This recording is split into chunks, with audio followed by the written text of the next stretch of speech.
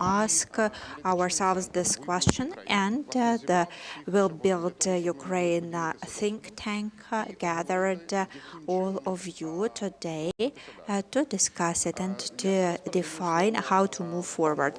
I would like to give the floor now to Alexander Kubrakov, chairman of the supervisory board of the Analytical Center We Build Ukraine, and then we will have a presentation on the strategy and vision of Boston Consulting Group. So we will talk about the strategic vision.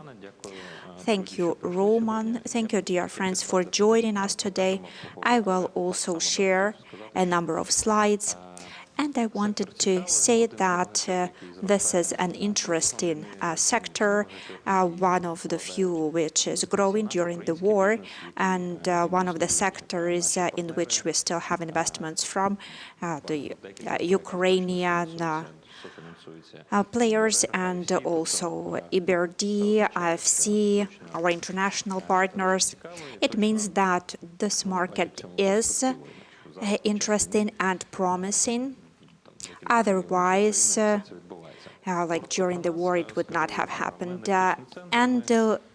Who we are a tank. We are following our plan. So we are prepared together with Boston Consulting Group a strategy of economic growth of Ukraine. Yesterday, I was talking to one of the managers from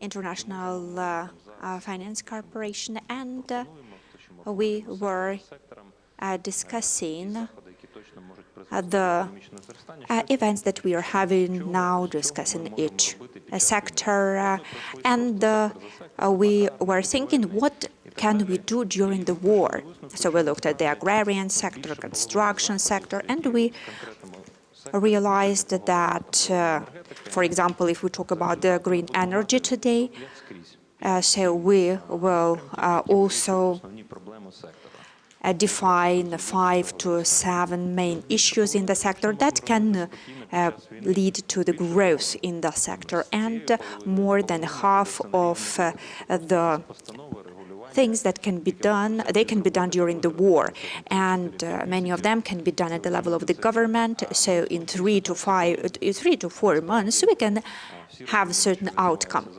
And we understand what is going on now around Ukraine, in Ukraine.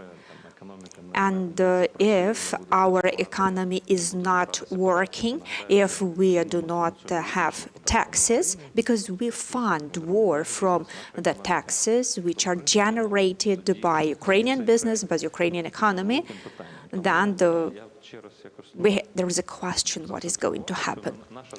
So our general goal is to make sure that in each sector we can define certain key initiatives that can lead us to the economic growth.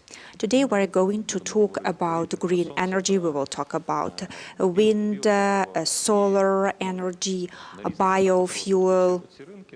So those markets are at different stages of development. There are some regulatory barriers, some legislative hurdles, or just some practical issues, how to connect certain facilities to the grid, but they lead to certain delays in the market. So I would like to give the floor to Roman now, and we will share all our analytical materials after the meeting.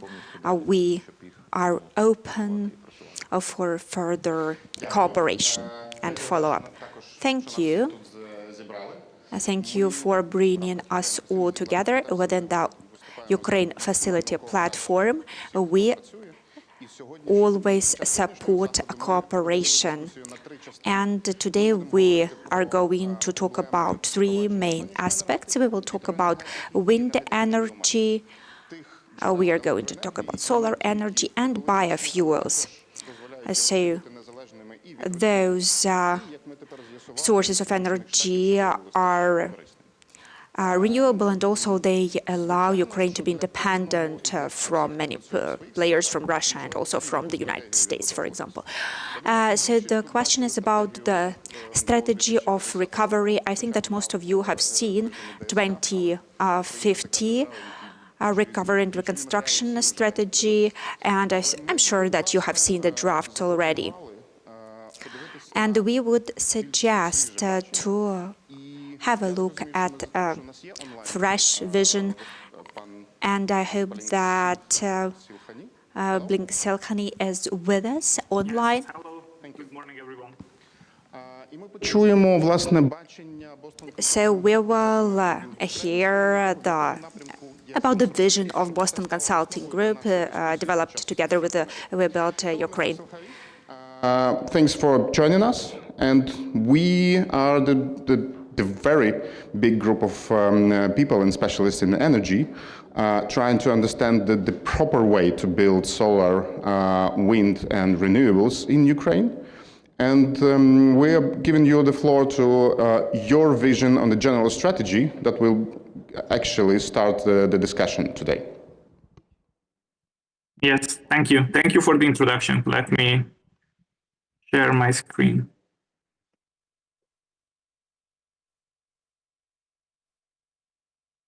Okay, I hope it's visible on the screen.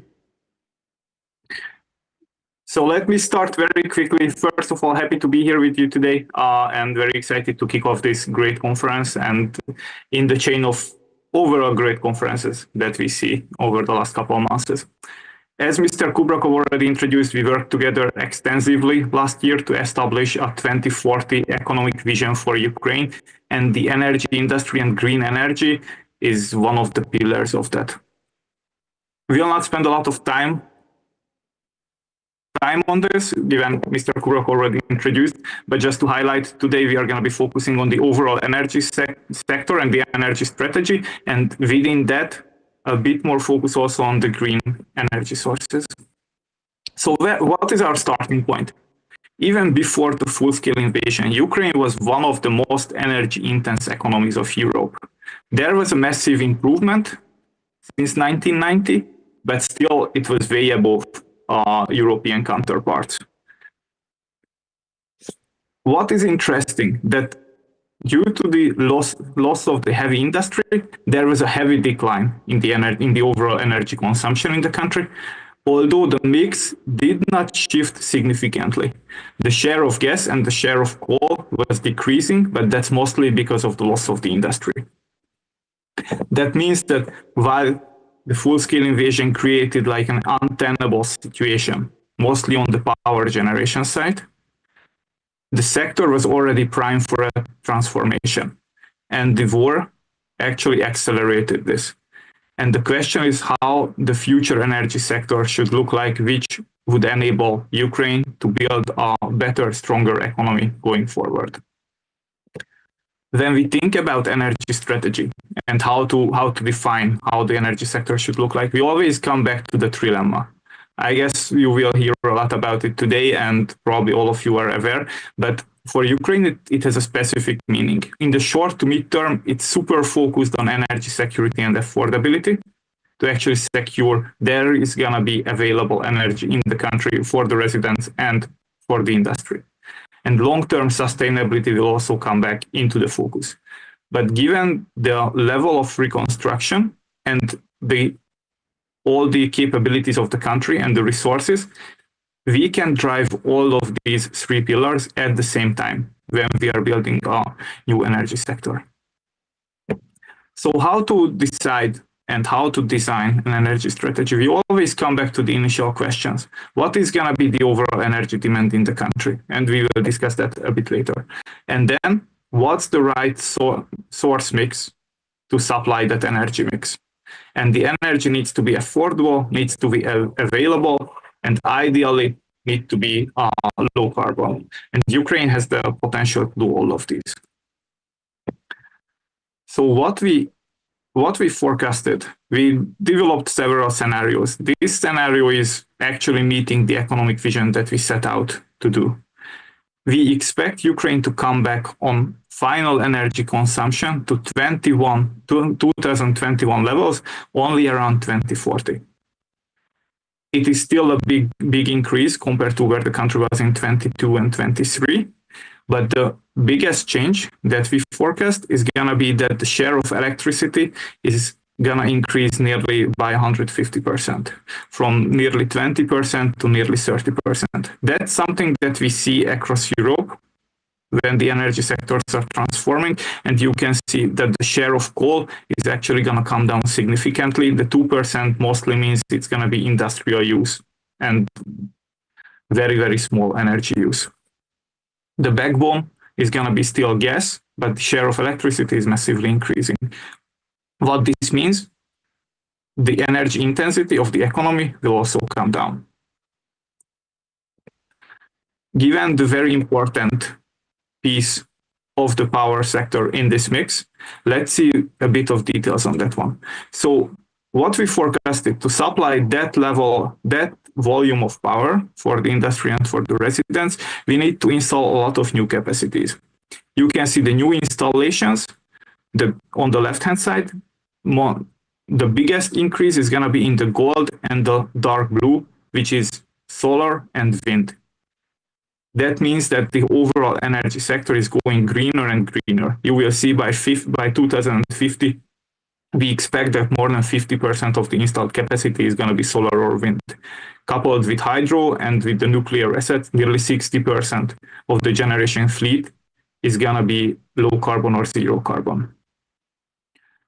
If we move to where the actual energy is going to be coming from this portfolio, you can see on the right-hand side, the backbone is still expected to be nuclear. Of course, there is going to be new nuclear capacities to be built, or there are a couple of considerations in that one, but the nuclear is going to be still around 50% even by 2050 of the generation portfolio. Solar and wind is going to add a lot on top, and we expect that Ukraine will only be able to become a net exporter of energy, of electricity, which was previously a target for the country, by 2050. Before that, the position is going to be more of a net importer with connection to the EU. What enables this massive change in technology mix in the generation is that the levelized cost of electricity of the different technologies in Ukraine is quite favorable and is going to be improving in favorability towards wind, both onshore, offshore, and solar PV. You can see those are going to be coming down significantly in the next 5-10 years and approaching the level of existing nuclear, which is usually the base load cheapest electricity available in a country. In Ukraine, renewables and decentral generation now has also a different meaning. While it is great and the marginal cost, you can install a lot and the marginal cost is going to be low and even coming down, it is also increasing the resiliency of the energy sector given its decentral nature. One wind turbine, one solar panel, or like a couple of smaller parks spread across a larger section, it's going to increase the resiliency of the power sector significantly. What this also means is that renewables is still the #1 category for foreign direct investments. Investments in the new renewable technologies and renewable generation capacities can unlock a lot of additional capital inflow into the country. What Ukraine did not see in the last couple of years, given the hardships, but this is something that is still in the focus of the international investors. And there is a lot of capital to be unlocked here. If we move a bit down the value chain and not only think about, okay, how the new energy mix will look like, but what can it actually contribute in addition to providing electricity and energy to the nation? Given the massive change in the technology mix, the new low carbon generation technology build out should also unlock a kind of a new manufacturing opportunity in the country. All of these technologies now being built across Europe, across the world, there are always some supply chain issues. And there is an opportunity for Ukraine to step into the spot here, also to supply local demand for the reconstruction, but also for some export potential on the low carbon technologies. Let's do a bit of a deep dive where it might make sense for Ukraine to play here. Previously, there were a lot of discussions about Ukraine being the golden ticket for the European hydrogen ambition. And as we can see here, the landed cost of hydrogen, which is actually the cost of hydrogen when it arrives to the final destination, Ukraine can be compared quite favorably. But that's really because of the very, very big advantage that it has on transportation potential. Both Ukrainian blue, which is made from natural gas, and both Ukrainian green hydrogen, which is made from power and water, can be competitive on the European market and can be a great supply option for Europe, but the pipeline transportation is key to ensure that competitiveness. If we move to the other technologies, Ukraine has one great starting point, besides that it will have local demand to really unlock the initial manufacturing potential and provide the required demand. That it has a lot of natural resources that is required in these new technologies. There are a lot of discussions about the natural minerals and how it will be leveraged in the country, but for these technologies, most of the resources that is required is available in Ukraine. But it's also usually not a very great idea to start with trying to localize everything from the very early steps to the very, very end steps in a technology, and where we assess that Ukraine might have the best chances to win in these technologies, given the global landscape, given the European landscape, is that there are specific parts of these value chains that can be very well localized and can provide a lot of additional economic uplift for the Ukrainian economy, and it can also strengthen the ties to the European energy sector. What we see across the globe, that a lot of governments are actively supporting the low carbon energy supply chain and the development of the local manufacturing. Usually there are two different drivers to do this. Either you want to supply the local demand, this is what we see in India and Turkey, or you want to be an export-focused country. That was initially China. China now moved on also into local demand and export, but Indonesia and South Korea are super export-focused in these technologies. What we expect is that for Ukraine, given the specific technologies, the strategy is going to be varying. For solar, wind, and gas CCGTs and components of those manufacturings, local demand is going to be the primary driver. Therefore, the support schemes will need to reflect that. For SMRs, which is a topic that it's still a super hot topic in the global energy market and can be a very good addition to the Ukrainian energy mix, given its smaller nature, based on still nuclear, which is traditionally very strong in the country, but also decentralized, and manufacturing capacities are still being built up everywhere, or even only in a couple of hotspots where they are actually going to be implemented. So SMRs can be a good local and export opportunity for Ukraine, although it's a bit longer horizon. And what is clearly export focused is going to be batteries and hydrogen. Those are by definition going to be producing mostly for the Ukraine, for the European market. And just to quickly summarize our view and the strategy that we landed on last year, that we expect the Ukrainian energy demand to bounce back, but only in the longer horizon by 2040. In this energy consumption mix, the share of electricity is expected to grow significantly, which is improving the energy intensity of the country and overall the carbon footprint, usually of the energy consumption.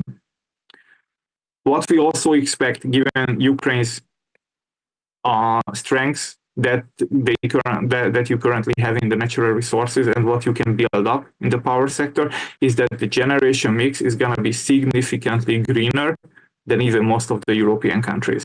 And 60% of the generation mix is going to be zero emissions. This is coupled with renewables and nuclear. This heavy push in new capacity build out and mostly focused on renewables and low carbon solutions, there is a significant FDI budget that can be unlocked here, given there is an active investor appetite into the sector. And by establishing some of the technology manufacturing value chains in Ukraine, you can increase the security of supply of technologies for the reconstruction in the energy sector and also strengthen the connection to Europe, which is currently struggling with supply chain issues in most of these technologies. There is a long wait list, and generally countries are trying to a bit diversify from China. So there is a great opportunity here as well. And thank you for your time today. Thank you very much.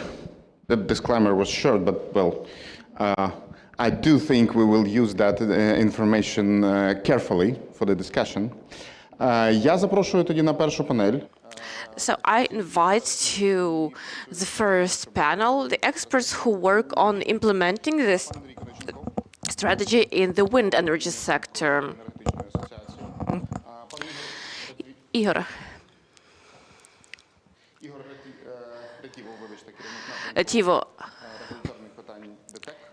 head of energy regulation at Tech, Boris Lobovek from EY, and Alexei Ozhin, head of the energy community. Online we'll have Alexa Konenko from OKO and Vladislav Furdik from Friendly Technology. That's everyone who is working to make the technology somewhat better. I will ask everyone to take no longer than 7 minutes so we can take some questions from the room. But Andy, from your point of view, the general strategy, that's very good if we know where we are going. The question is how able we are to start working. Wind energy is in the highest demand compared to other renewable energy sources. What problems do you envision the sector facing? Thank you very much. I want to thank you for this event. This is a very important event. I feel like this event is quite practical for our participants, so that they can hear what is actually happening and what problems exist in the wind energy market. I want to start by saying that today we have a certain barrier. We have the private sector that constructs wind energy farms. That's 100% private, and we have the government that develops various energy strategies, and that's where we have the following barrier. The market sees how fast you can develop the wind energy. The government declares how it can be developed. That's a big difference. I really want the government to hear the market and to start taking into account all remarks and all barriers that arise during the sector's development. Let me share a little bit about the history of wind energy starting from 2021, when we expect that in 2022, just as long as you stay within the time limit. Oh, absolutely. 7 minutes is more than enough for me. In 2022, we expected an additional gigawatt of energy capacity. The war obviously changed the situation. Some projects were suspended due to the occupation. Some parts were stuck in ports. So 2022 was not as strong in terms of our development as we were planning before the beginning of the war. And yet, during the war, by the beginning of 2024, we had 4 wind farms partially constructed. The first project is Klihure wind farm in Mykolaiv Oblast, almost on the front line. As of now, the second project was the one in Odessa Oblast, 60 megawatt, which was also constructed and it was commissioned despite constant shelling. The third one is in Skole by Optima. It was a bit simpler, but it was very difficult to coordinate it with foreign manufacturers. Nordics company finally agreed to start supplying wind turbines to the Ukrainian territory. And the fourth project will be shared by my colleagues. Again, they relocated the production from Kramatorsk to a town next to Uzhhorod. They have already launched turbines, and in 2024, I called it a fail. But the colleagues did not agree with me, and they were more right than I was. 7 wind farms are currently under construction, 3 by Oko that Laksakonenko will talk about. That's the second round of Telehuli wind farm, which will be the biggest one in Europe by the time it is completed. Eco Optima also got a loan from Oshadbank, 40 megawatt in Lviv Oblast, Veterpark that are actively constructing towers and other equipment at their plants. This is actually a result when we see that despite the war, wind energy is developing. Another fact, December 2022, there was a blackout. We were walking with flashlights. 25% of people kept receiving energy due to 2 wind farms. This was recognized by Hlushenko, by Kudrytsky, a former head of Ukrenergo. Today we have a total of 4 gigawatts of farms to be built. These are projects that cannot develop further due to problems that exist at the legislative level. That's problems like debt. Ihor will share more about this. You know that there is no more green tariff for wind energy, for solar energy. The wind entered the energy market, but the idea is that we can sell energy only short term. We currently don't have off-takers or buyers who are ready to buy in the long term. Auctions could settle this issue. Yesterday there was a meeting of the Parliament Committee on Energy. They considered some new mechanisms to support the industry. We are reducing the payment per kilowatt as the winner of the auction. And there are also several technical details here which will regulate the market.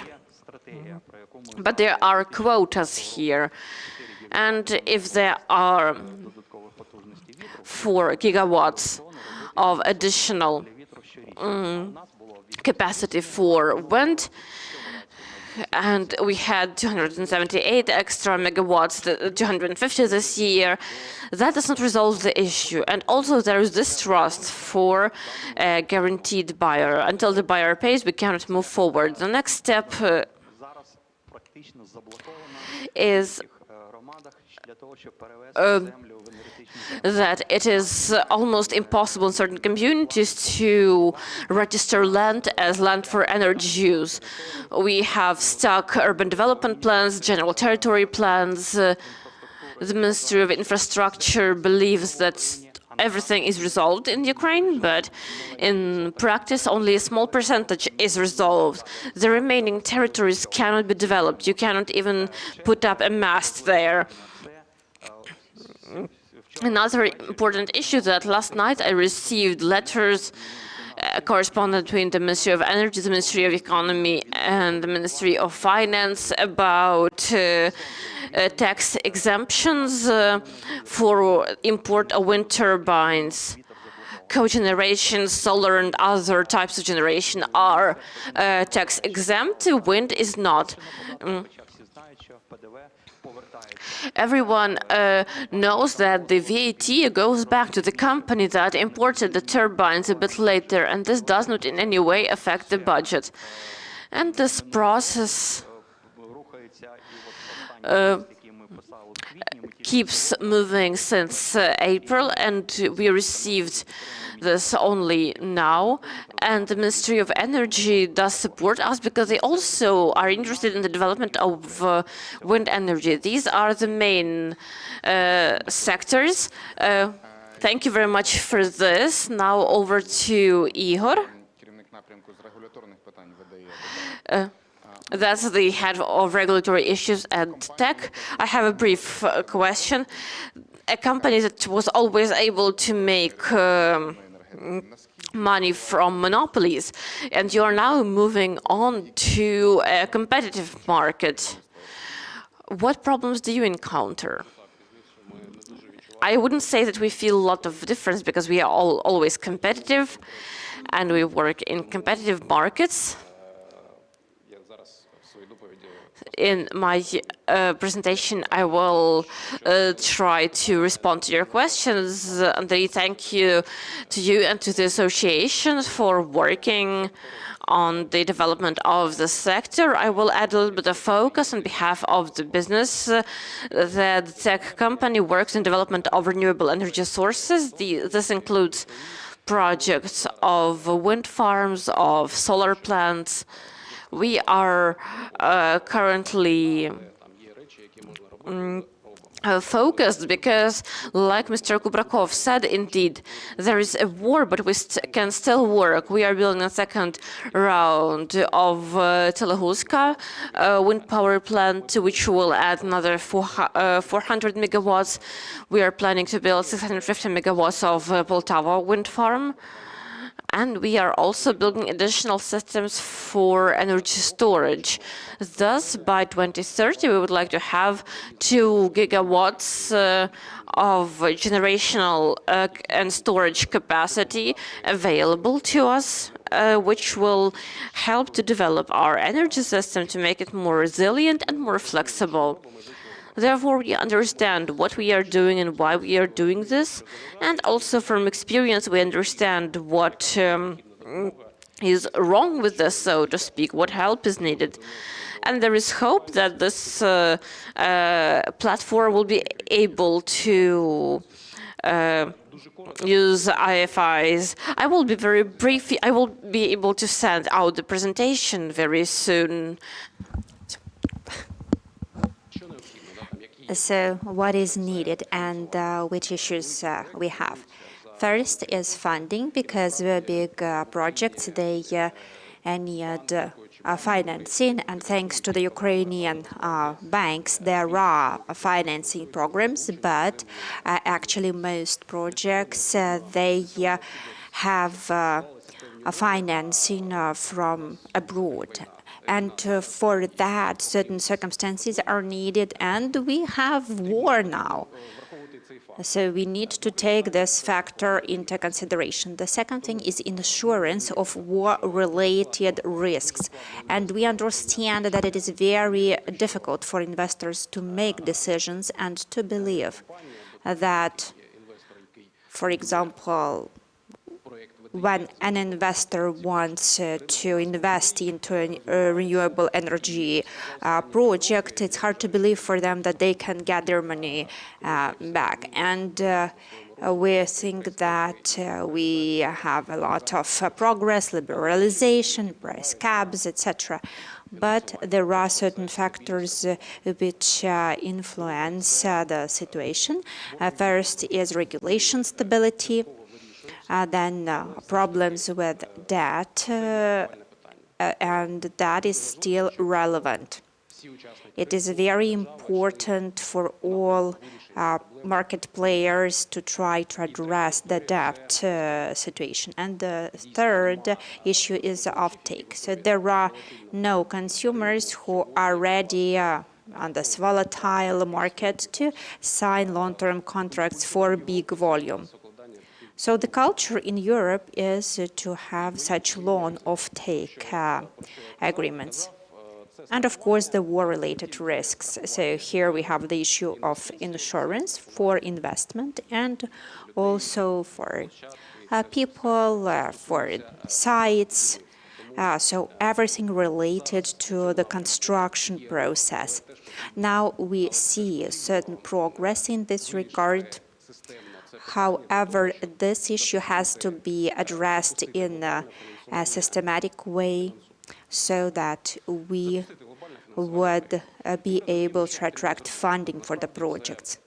And we know what has to be done. The first thing is green auctions. We have been discussing green auctions for a long time. There are different approaches. Now, thanks to the ministry, the regulator, and the parliament, we have found a certain compromise, and there is a vision, but this just has to happen. There is a question of quotas, and why green auctions are important. Banks will know that they will get the money back. And we saw the price forecasts in the BCG presentation. It is quite optimistic. So we can say that the buyers will probably not have additional costs. Here I would like to point out that the association has a leading role here. So the Ukrainian Wind Association, in particular, to create the minimal price guarantee fund. We have been discussing this initiative for a while. So what it is about, it does not require additional funding from the government. It is just private initiative involving foreign partners. And I hope that in the nearest time we will have more details. It is also a tool which will allow to get funding, credit funding, without a burden on the state. And also the Martin caps. This is what we are going to have soon, hopefully, and our policy makers, hopefully they will be more stable, because stability is important in terms of regulation. Thank you. Please continue to be involved with our market. It is young, but it is quite promising. So I was listening to you, and I think that we need to not just expect certain plans, but make plans. And hopefully we'll hear from Oleksiy about some plans. Let us listen to business. So we have Vladislav from Wind Technology. Good morning, Vladislav. We have the same question to you about the potential of wind energy from your viewpoint, and what issues do you encounter? In 2025,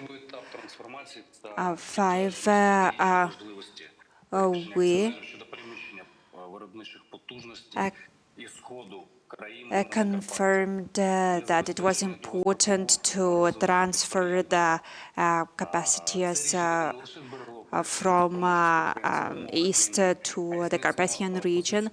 So friendly wind technologies, we have worked on that, and we create new possibilities for innovative growth and development, and we launched a new production facilities which are able to produce 20 renewable energy units, and the first turbines of 4.8 megawatt, they are already launched. So we have more than 80 megawatts capacity in the Zakarpattia region. So the company is able to adjust its facilities to the local landscape, and we also worked on increasing the capacity. So now we have 5.2 megawatt units of renewable energy, and the 6 meters section, which is 20% more than in the previous models. And we made a technical upgrade to improve generation, considering volatile wind power.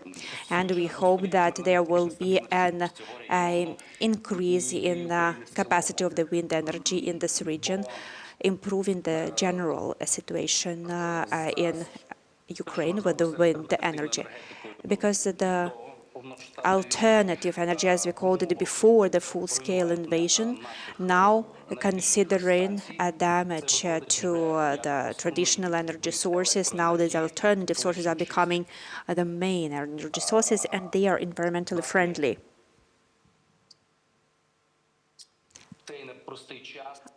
In these challenging times, we are producing renewable energy facilities, and the capacity of production is growing now from 25 units per year.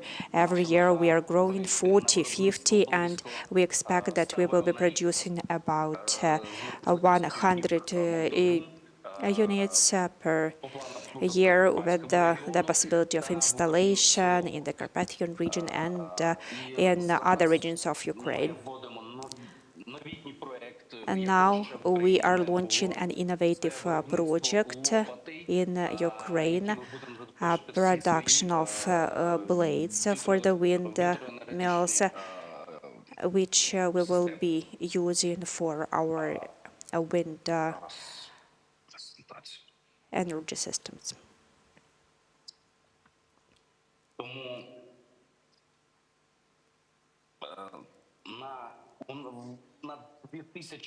That is why we're looking at 2030, and we already have a portfolio of orders for new parks in the Carpathian region, and we are modernizing our production, our portfolio to produce high-quality certified products.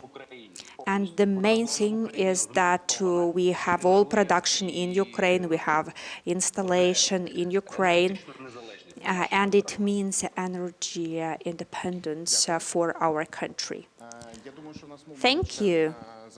I think that we are going to have a Q&A session later on, so that we can talk to others. And I would like to give the floor now to Oleksa Konenko, Head of Renewable Energy Department at OKA. So we see that there are many companies working in this area, Oleksa. So good morning. Good morning. So how do you see the situation from your perspective? What is OKA building? Are you building facilities only for your needs or for the general needs, and which issues are you encountering? Good morning. I'm sorry that I was not able to be present offline. As previous speakers said, there are quite many challenges in this sector now. When the full-scale invasion started, we made a decision to invest in energy, in renewable energy in particular. And starting from 2023, we started the project of our first wind power plant. We did not have such an experience before, and we are quite a big company, but still it was a huge challenge because we had to try something new. We had to form a new team. We had to find new subcontractors. And in addition to finding funding sources, also it was important to have support from producers, and we had to do everything on our own. Actually, we had to learn, and we are going to have a wind power plant of almost 150 megawatt capacity. And yesterday we got the first packages of the turbines, and we're going to start the installation in 2 weeks. Hopefully, in the late this year or in the first quarter of the next year, we are going to have all the units installed, and we are preparing to build the second wind power plant. It will be a bit bigger, about 190 megawatts. And we were looking at the market when we were starting the construction. When there was green tariff, we thought that this market was not for us. And we are used to working in the market, and all the experience that we had with state tariffs, well, that experience was not very positive for us. We know that if it is a competitive market, when you do something wrong, that is your mistake. And if you do everything right, then your project is going to work, it is going to be successful. So we were looking at the market needs, and our wind power plants are built in such a way to have balancing capacities, and after commissioning and after we are starting tender procedures to be able to better connect with the Ukrainian grid. What are the challenges? When we had our first construction project, we signed contracts with our partners, the BRD and other partners. And during the war, it was not easy. We started negotiations for the second wind power plant as well, and we hope that soon we will have some decisions on funding, but we are going to fund the first wind power plant and the second one. And there are some problems which are encountered by all people who work in the energy sector. That is insurance of risks. This is something typical for Ukrainian companies, so we are not able to just use our own money. We need foreign investment to attract foreign investment and to engage commercial banks to increase the access to the capital. We need to have a functioning mechanism to have insurance against risks, because the war will not be over tomorrow, and there will be certain risks even after the war ends. There is also a question of offtake that the previous speaker raised. Will we have auctions for quotas, or will we have a mechanism of support to the minimal price? That is a question, but this is an important question because, unfortunately, commercial organizations, due to the fact that our market is quite new, quite young, they do not consider that market price is a guarantee of offtake. And another question is the payment of VAT on turbines, wind turbines. I think that we all understand that if we import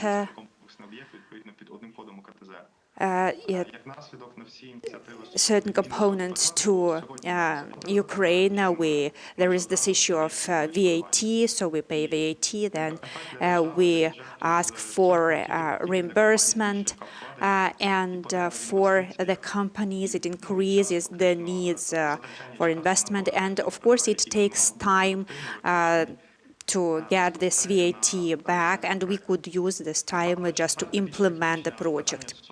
Another technical question is about connection to the grid, because all the big projects, they will be connecting to the Ukrainian energy company grid, and if the customer is paying for reconstruction, of course, there would be important to have control and support of qualified staff members of the operator, but we would like to have tender procedures to procure the equipment and to work with subcontractors, because, you know, commercial companies, they have less bureaucracy, they are faster, and the prices will not be higher for sure for commercial companies. Of course, there should be control and coordination with the beneficiaries, but it should be done by the commercial sector. We have some other projects of wind power plants, and I hope that it will not be only wind power, and I hope that with the cooperation with all of you, we will be able to implement our projects. Thank you. So our speakers, they stay with us online, and I wanted to talk to Boris Labovik, partner from EY. So people were talking about the off-take guarantees, and said that that is an issue. I know that you are working on a solution to address this problem. So how effective can it be? Yeah, thank you for the question. I think that we all agree on the key issues that are causing issues in this market, and which do not allow to reach the 27% goal, which is the obligation of Ukraine, and the capacity of takers and the issues of offtake is a real problem. And I think that we do not need to reinvent the wheel.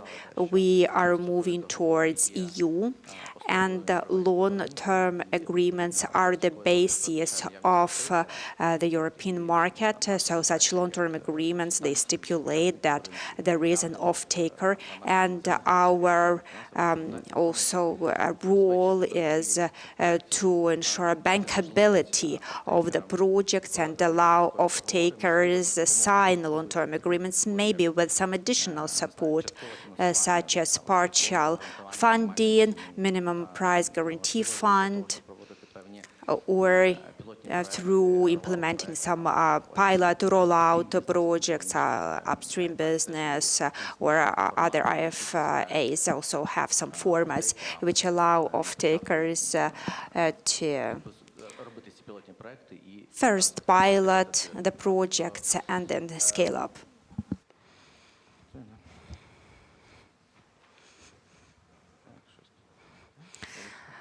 I'm sorry, let me try to figure out the clicker. I think in this audience,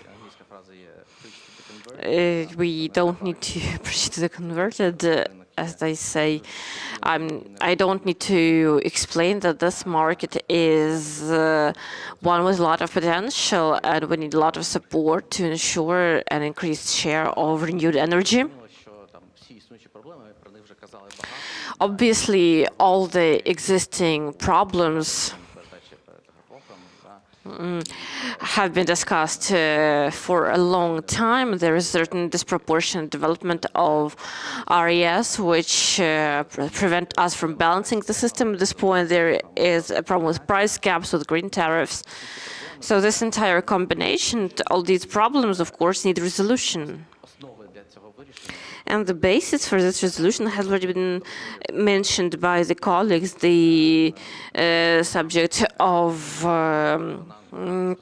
corporate-private partnerships is not just about wind energy, it's about all energy sectors. I can say that, like I mentioned before, the sale of energy, considering the long-term predictions regarding the cost, may be a long-term solution, but it's not the only one. And the project starts with investment.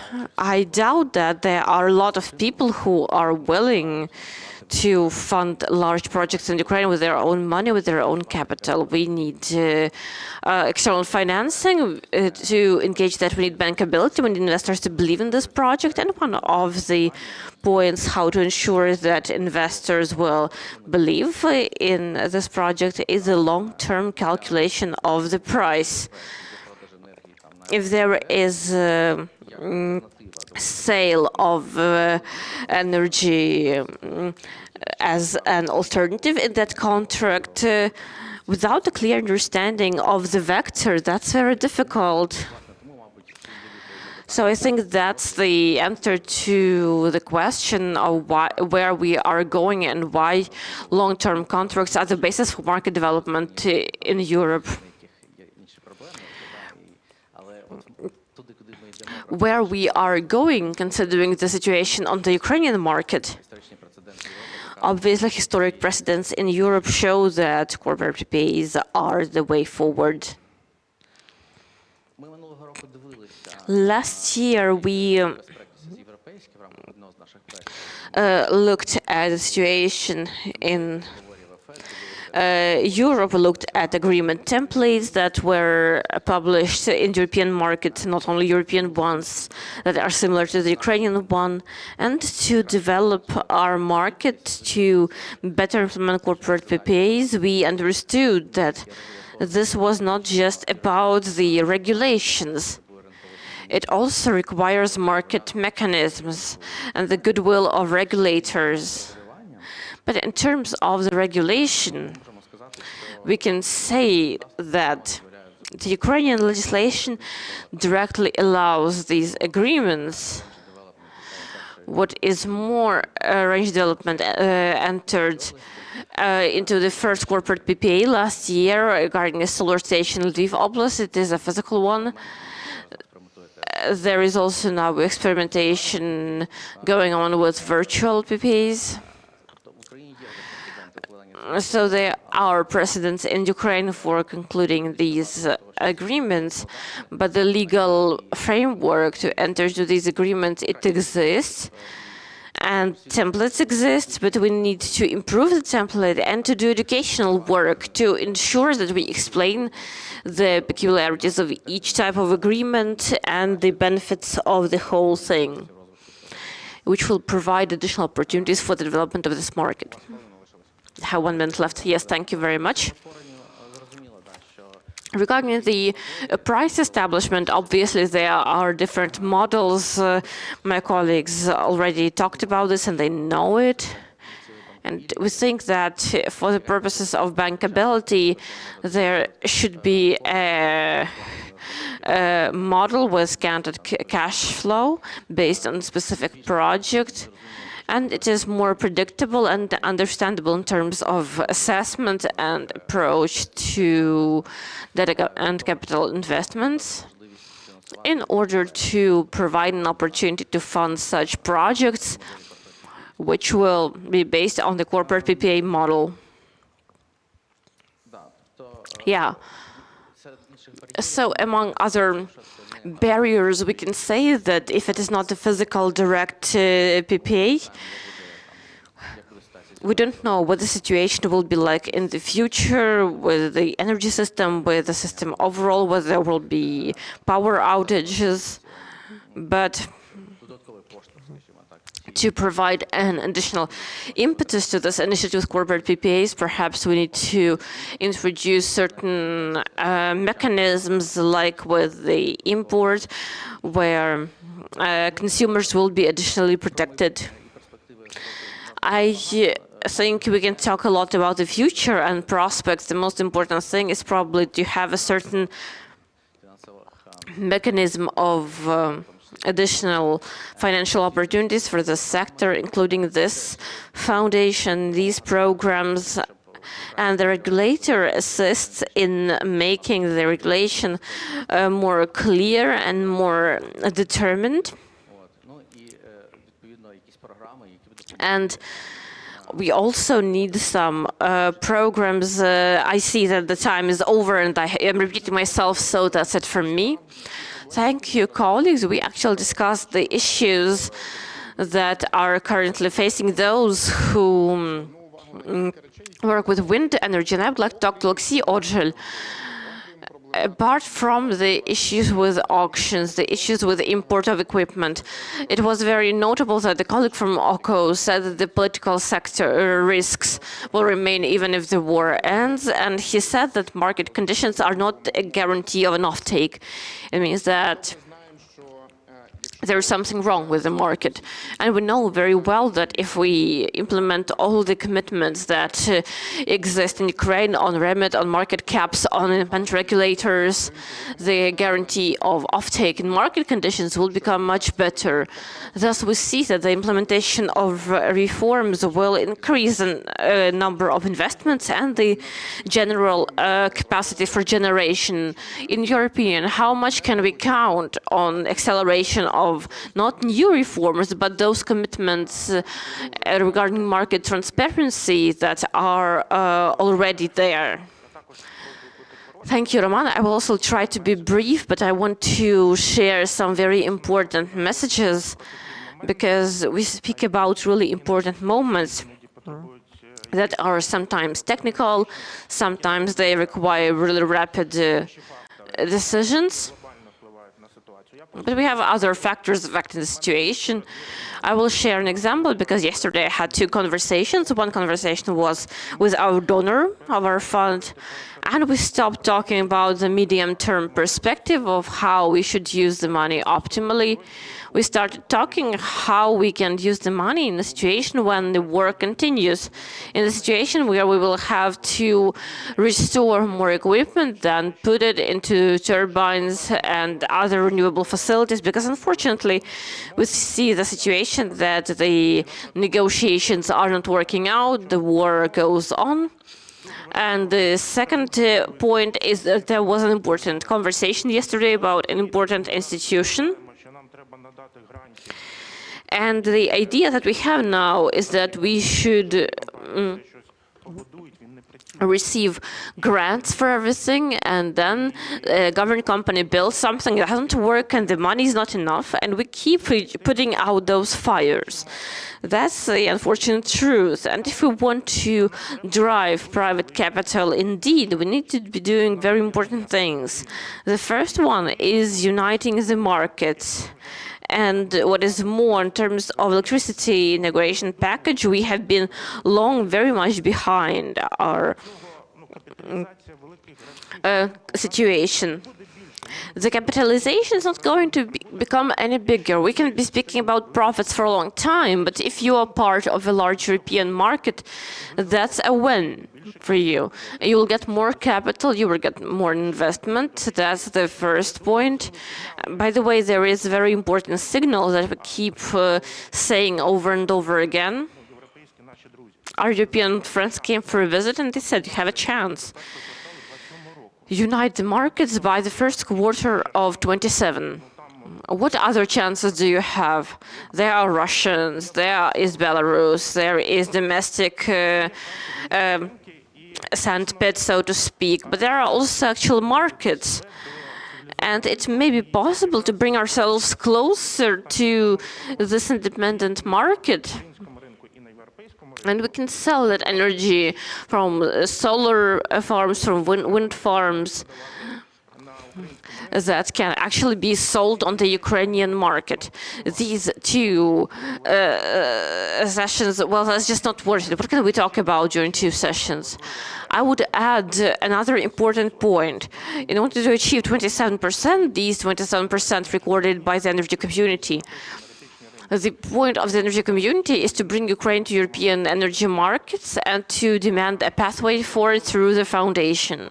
We already spoke here about this guaranteed price fund, but if I may, I will share 2 messages that are highly important, but you need to understand them and try not to reinterpret them. The first message that we heard is, let's do a mechanism that we are not dependent on anyone, that we are paid for a certain price and all the risks are basically more or less irrelevant. I can answer and tell you what was the response to this question. Europeans can insure Ukraine from military risks, from risks that are actually created by the aggressor. But we cannot secure Ukrainian investors against Ukraine. If something doesn't work on the market, it is a problem that needs to be resolved.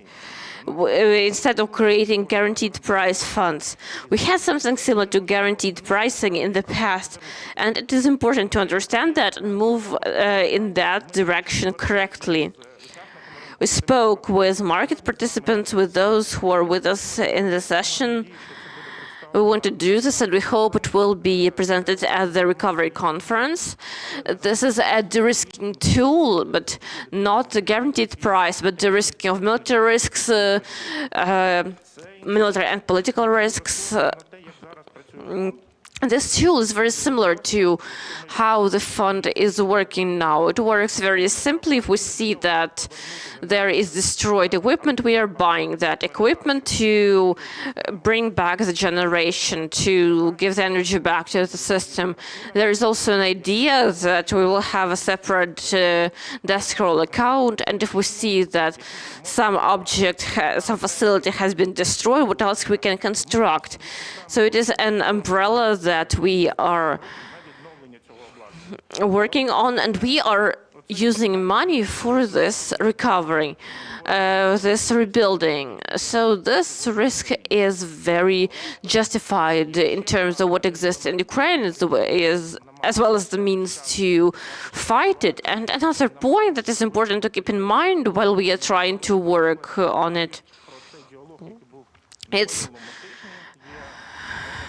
that last week there was a dialogue on the renewable energy market roadmap last week, and last week Ukrainian stakeholders, government ones, tried to eliminate all the items from this roadmap, believing that all problems are resolved. Something is resolved, something is not resolved, but everything is still way far away. The idea is that we need to fix the mistakes on the market, and that in turn will give us de-risking tools. It is a complex. Ukrainians are interested in making sure that everything works and that investments work. in that case, we need additional tools that will help us restore the market and restore the trust of investors. The last point I would like to make is that indeed such strategies are important, but unfortunately Ukraine lives in conditions where it has to be flexible. We can't approve something for a year or not to mention 10 years. What is happening next year is that the market participants today, they are consumers, and more consumers who can afford it, who can pay market tariffs, they are going to install their own generation, and they're going to use their generation. What is the last number? The total share of the population, and that's a problematic schedule, have subsidies, that's 36%, and that share will grow. And successful consumers are going to leave the market and use their own generation. So that means that a big system that is ineffective since the Soviet times will remain with a consumer who will have to be subsidized, and eventually we'll stop speaking about markets, we'll start speaking about the budget, about how do we offset these costs, how do we offset these expenses, and so on. That's not a great tendency unless we unite the markets and unless we open up the Ukrainian market for European potential. And Europeans are our only friends, because we see that we used to have a lot of support from the US, but now we have none. And the donors view the situation differently. So my message is that we need to work a lot, and we need to work every day.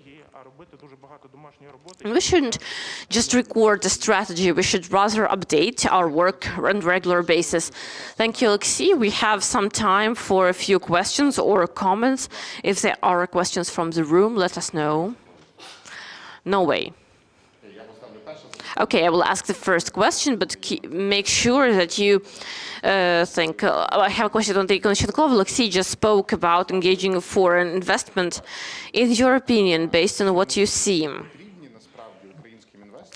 do Ukrainian investors need international ones? Because a lot of companies have quite a lot of funds in Ukraine. Do we need foreign investment, particularly a public investment that should go towards the risking and reducing market caps? Do we have a need for foreign investment into wind? Absolutely.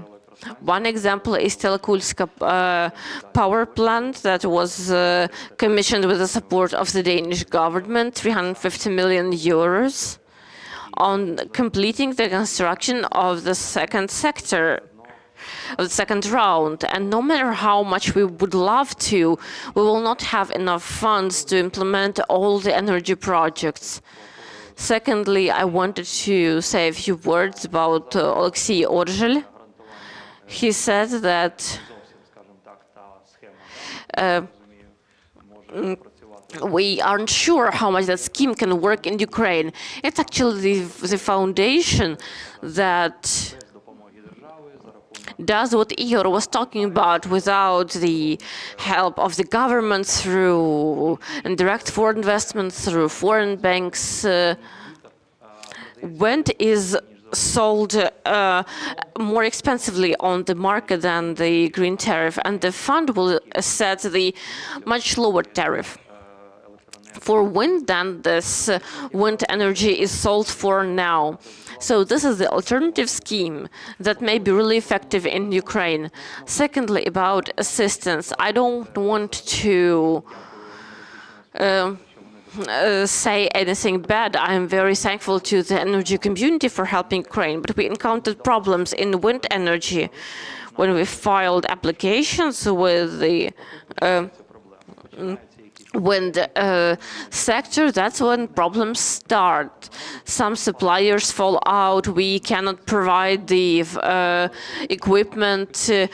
Mr. Torsten is sitting here, he knows about this problem because we discussed it multiple times.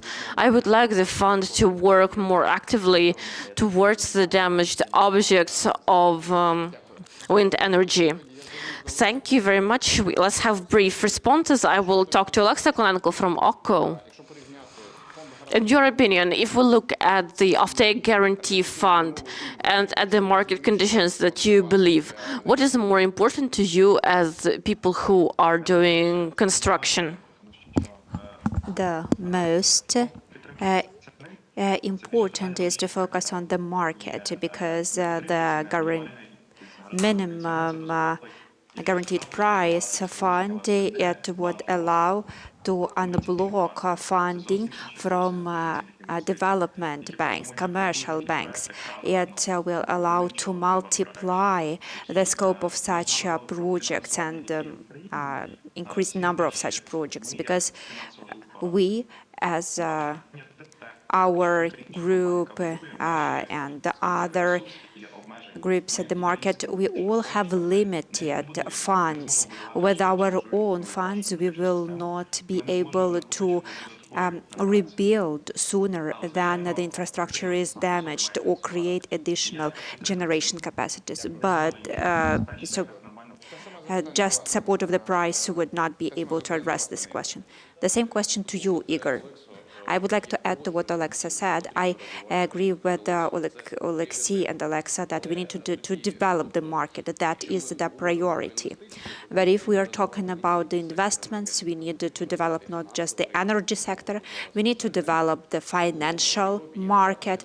Unfortunately, we do not have it as it should be here. So we need to create the markets that exist in Europe to attract clients, to create products.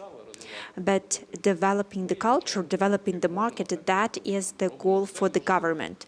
We as market players, we do what we can do. And in the last 3 years, we have done more than in 5 years before the full-scale invasion. We had a good progress with the green tariff. I'm not like mentioning it a lot now, but it is a marker when we have a stable regulation. And this fund could be a tool to attract money, because now the market is doing some steps, sometimes makes mistakes, but we do something, and we need to implement the projects that we have for. And I have a question to Vladislav, just a short one. You are a producer of wind turbines, so do you see the potential to cooperate with EU here, or are we talking about competition in terms of production of equipment? Because on the one hand, we are doing like something together for the generation, but also we can compete with the producers from other countries. You know, now we are the company which is growing fast,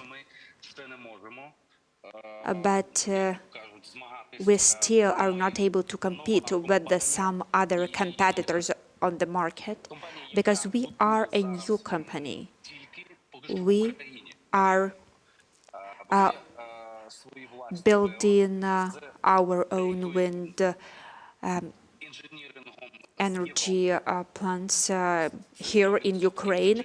Of course, we have some engineering capacities from Europe, because in the post-Soviet countries, we did not have such powerful development bureaus in the energy sector. So I think that we need to talk not about money from the EU, but also the engineering potential and capacities for the construction of new wind power plants, components for the wind power plants, reductors, motor reductors. So what is produced in Europe now, so we need to develop the same capacities here in Ukraine, so that we can go to the European market and so that we can sell there. Thank you. And a short question to Boris Lapovic.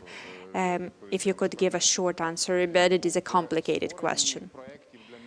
When we talk about projects for international investments for the Ukraine facility and other investment facilities, so there is this supply-demand problem. So potentially there are many opportunities, but the big banks say that we do not see any projects. So what can we do about lack of bankable projects at the middle level and at the level of different projects in Ukraine? Well, I think that here we need to have this grassroots diplomacy. So we need to have some off-takers.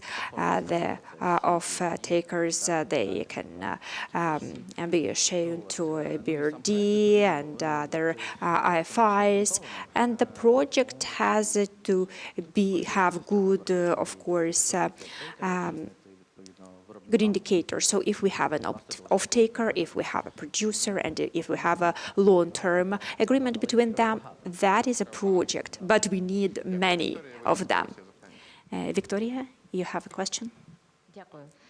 Thank you. I have a very short question to Oleksiy.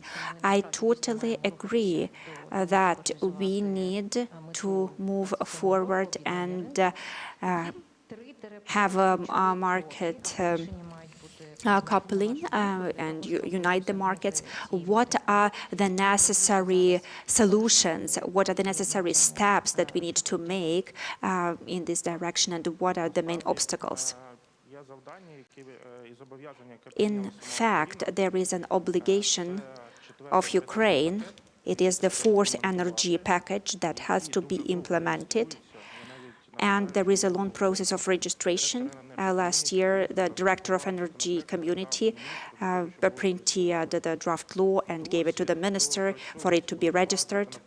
So there were two bills, two draft laws, and there is a version of the document available now. I can speak for a long time about it, but I think that actually market coupling is a good mechanism, and European market means prospects.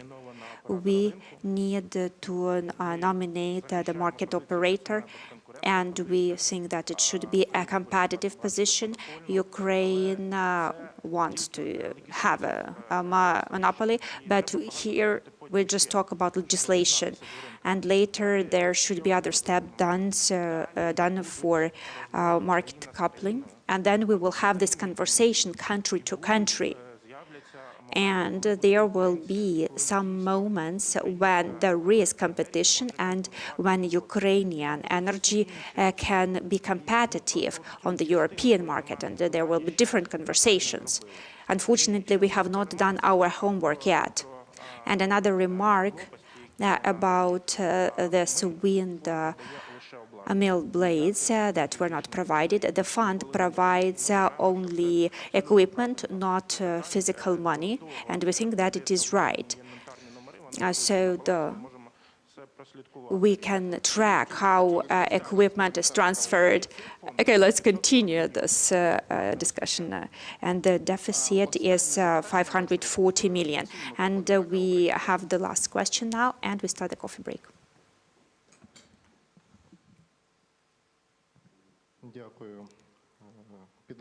Thank you, PwC Ukraine.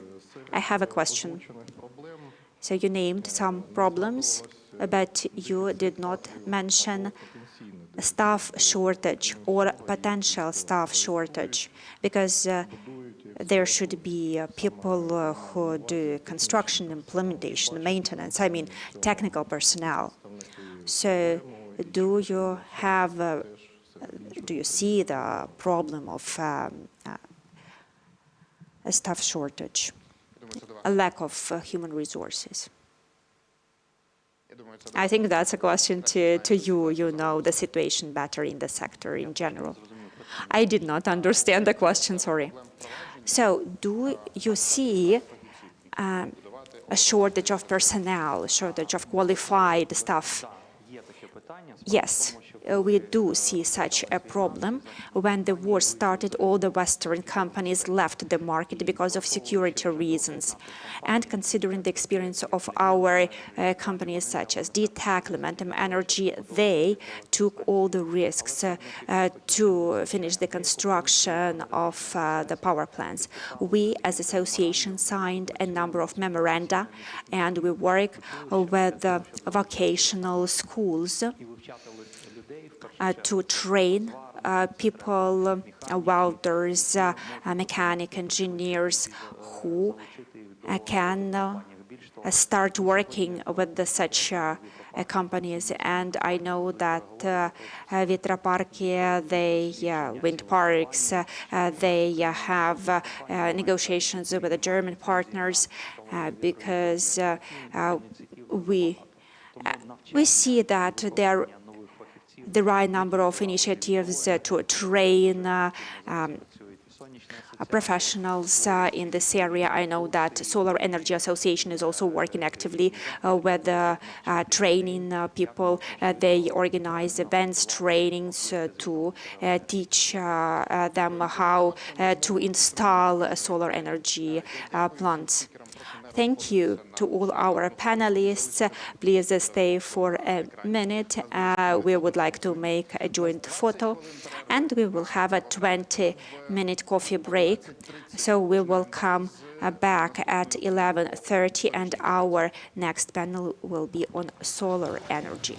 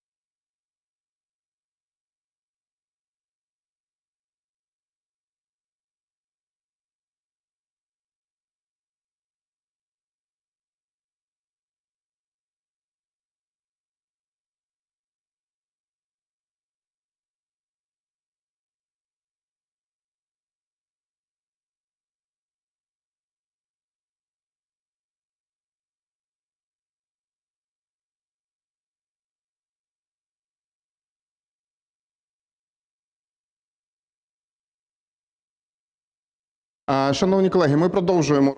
So, dear colleagues, we continue our work, and I would like to invite our panelists. We will start talking about solar energy. And today's discussion is organized by We Build Ukraine with support of Ukraine Facility Platform. So let us continue talking about the reconstruction of the Ukrainian energy system in a way that will allow us to have more renewable energy. And we will talk about solar energy. It has its specifics, especially now at this stage. So we have Sergei Shakhalov, CEO of KNES Group of Companies, Husanka Akaya, Vice President, Manager of Onur,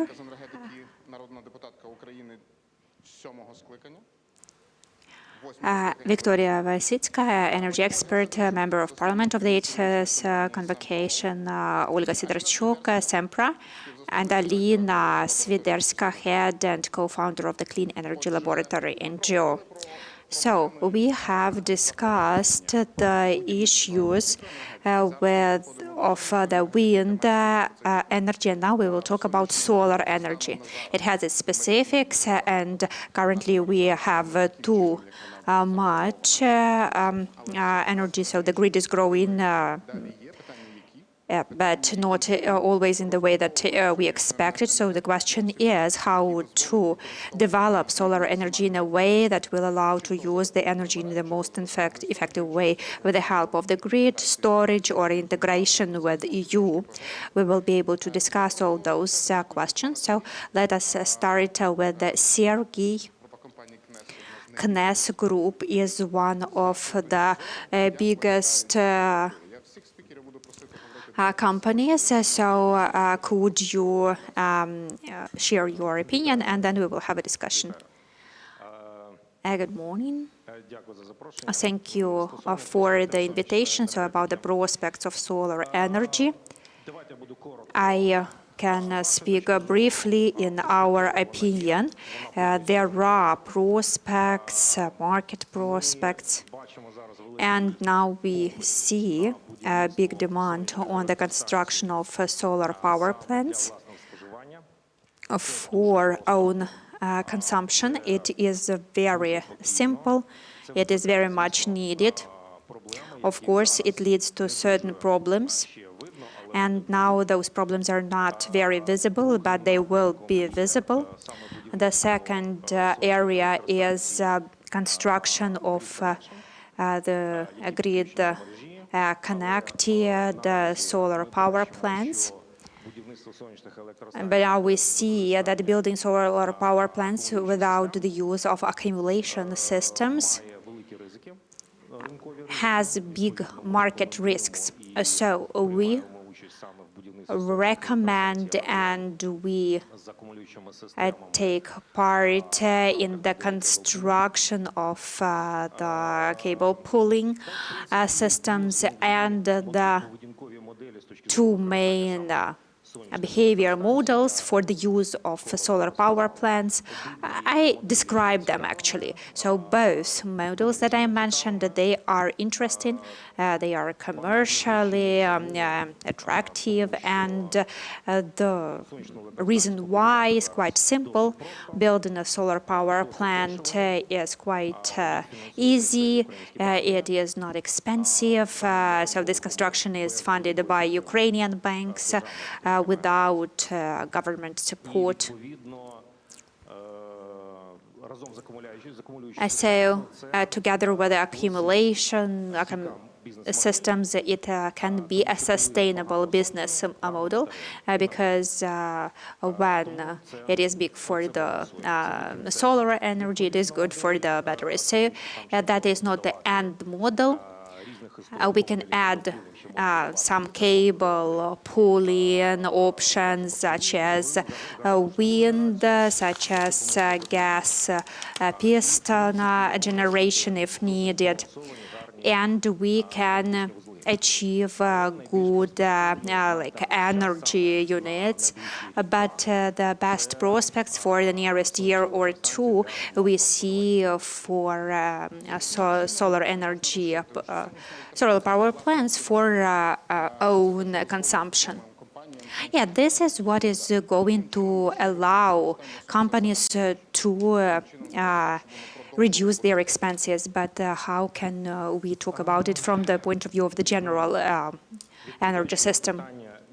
Responding to the question like how to make sure that solar energy is needed. So yeah, now there is too much sometimes, and there is a need in balancing capacities in Ukraine, because we have a surplus of solar energy, but not throughout the year, but only 6 months during the year. At the same time, in the nearest 2 or 3 years, we will see construction of balancing capacities based on accumulation systems. So this problem will be not that relevant. We will see a different program, and it will have a stronger impact. Because solar power plants for own consumption, the system does not see them. So they are there, but they are not accounted for in the general system. If this energy does not go outside, if it is just for internal use, solar power plants allow to substitute up to 20% of annual consumption of enterprises. If we use accumulation systems, and if we increase the square meters of under such systems, so we can increase the capacities, but the system does not see those capacities. As a result, we are going to have situations in the energy system that something happens and nobody knows why. Thank you. I would like to speak to Hüseyin Karakay. Energy is not the core business of your company. Yes. And what is the actual role of the energy for you? Is it using the market opportunities or the protection from the blackouts and the high prices? What's the actual focus? We will plug it in. Yeah, sure. Yes, in Honor Group, as Honor Group, more than 25 years in Ukraine working about big construction company, highway, road, building, bridges. But beginning of 2019, we decided to be entrance to energy, renewable energy. And also, as Honor Group, mainly slogan is we build Ukraine, because in Honor Group worked 20 years, more than 20 years before the war. And also we are working, continue during the wartime, and also we will continue investment and working after the war. We are looking at the future. In 2019, we start renewable energy with solar power plants. We decided to end 2021. We operated 12 solar power plants operating. Total capacity 150 megawatt in mid of Ukraine, Zhytomyr, also Chernivtsi and Hmelnytskyi. Total investment is 120 million euros, and then annual production 170 gigawatt hours per year. But this is our business. And looking, focusing in 4 categories. First one is solar investment and wind power plant investment, and then energy storage system. Last one is energy transmission lines and substation structures, EPC contractor. About our vision, end of or beginning of 2030, 450 megawatts wind and 250 megawatts solar. Approximately 700 megawatts will be produced, and that means 1,550 gigawatts hours per year production capacity. And just under construction, 50 megawatts solar, and 120 megawatts is wind project, continue Volvets with the other Turkish company, with Güriş.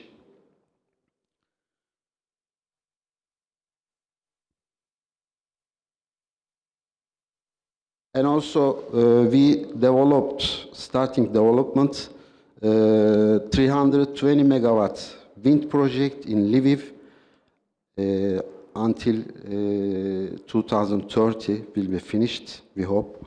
And also we're starting Zakarpattia under development 50 megawatt solar project. And under development and under construction, 50 megawatt solar power plant, also including BESS, energy storage system. We are thinking is 4 hours, and capacity approximately 160 megawatts.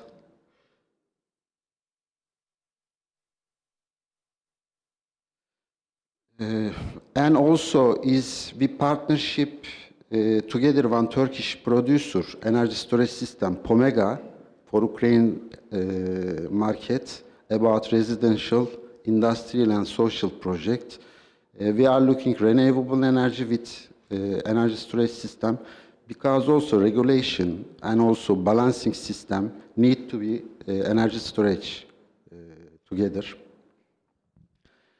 And next time, also generation and renewable energy, after that need to be energy transmission line also is important, and also that substation. Thank you very much for... Thank you. Ви згадали про мережі. Thank you. You mentioned transmission lines, one part of the puzzle, one piece of the puzzle for the correct functioning of the system. Ms. Victoria Wojcicka, what do you think should change now, and what we can do in order to incorporate different technologies into the general network? You are completely right. The issue of networks is one of the key issues for the development of the overall infrastructure of renewable energy in Ukraine, and ensuring the stability of these networks in the situation of very rapid development. It becomes more and more relevant currently. And what is more, we have to mention that for Ukraine, aspiration for sustainable development and integration of distributed generation is not just a trend, it is a strategic need. I would also say that an issue of our joint national safety. At the same time, we should realize that this rapid development has to ensure the reliability of our united energy system, and it should ensure uninterrupted supply of energy to consumers. So now I would like to mention the key 3 moments. What challenges we have, what are the practices that exist at the level of the European Union, since we strive to become part of the European Union. And as Mr. Orgel said during the previous panel, we need to couple these markets. And therefore, it is so important to look at the experience of resolving these challenges at the EU level. Let us start by considering what we have, what challenges we have. The first point is technical challenges, connected with the fact that mass connection to the network, mass connection of solar and wind power, may lead to fluctuations in the frequency and power, which may cause disruptions in the work of the entire network, and that is one of the main tasks faced by the energy system. Our network was built in order to ensure the work of large objects of generation, and it requires modernization in order to connect large, medium, and small renewable energy sources. An important issue here is also predicting the scope of generation, which was also mentioned during the previous discussion panel. Now it is very important not only to predict the renewable sources, but also to ensure effective balancing in the network so that it can be used in the most optimal way. We also encounter regulatory problems and challenges that don't go anywhere, that still exist. Unfortunately, the Ukrainian legal framework is not fully adapted to the needs of distributed generation.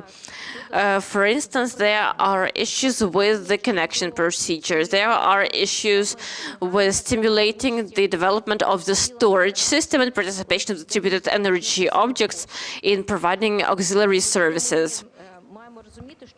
Accordingly, we should understand that we absolutely need to have new rules on the energy market to ensure fair and transparent conditions for all market participants, including participants working on renewable sources. As the previous panel mentioned, there are also economic challenges, because obviously we all understand that now we have a new technology that is a key component for stable work of networks with a high share of renewable energy sources. But these technologies, unfortunately, remain very expensive. And this is an issue not only on the Ukraine market, but we actually observed this discussion in Norway when there was a conference of the Association of Renewable Energy. They actually talked about securing funding for such solutions of energy storage and accumulation. We also need to understand that we have to be moving towards smart grids that will allow effective management of distributed generation, but this also requires significant investment. And here I really hope for a cooperation between businesses, the government, and international organizations in order to introduce these technologies in Ukraine. And lastly, we don't always hear this issue, but it is relevant not only for Ukraine, it is also relevant to international markets. It's the issue of cybersecurity, because when we increase the number of connections to distributed networks, the cybersecurity risks are growing, which may lead to serious disruptions in the energy supply. Now let us move on to examples from the European Union, where we can look at specific strategies like Fit for 55, which envisions a significant increase in the share of renewable energy sources by 2030. This document outlines the main targets and development vectors and stimulates member states to implement relevant activities, and the network codes of the EU play a big role here, and that's what we should look at really carefully, because they establish single rules, demands that exist to connect new objects to the grid. And their idea is to ensure a reliable work of the united energy system. Our energy strategy by if we want to consider the movement towards European markets very seriously, if we want to look at the renewable energy market, we need to understand that at this stage, any closed information will not lead to the implementation of those aspects that are enshrined in the European legislation: transparency, clarity, equal rules. This is what we should ensure today.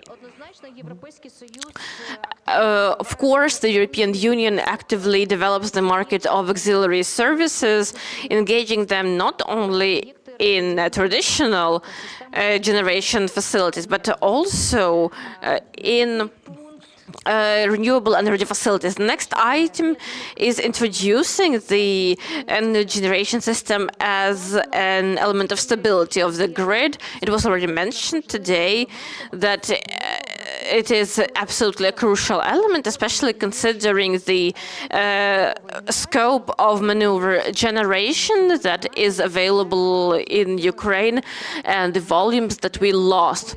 So in order to be able to balance the peak load times, we need to ensure the accumulation system and use it as an alternative to facilities that were damaged or destroyed. I have already mentioned the issue of a smart grid and digital solutions. Smart grids will actually enable us to carry out monitoring and management of energy flow in real time. They will also help us organize the work of distributed energy resources and increase the general effectiveness. The last item, if I may. It is very important for us because European countries actively support the centralization of the energy system and the development of micro networks. And this is becoming more and more relevant for Ukraine because local energy systems with their own generation and storage systems increase the resilience of energy supply at the local level and lead to a decreased load on the central grid. Thank you. Thank you.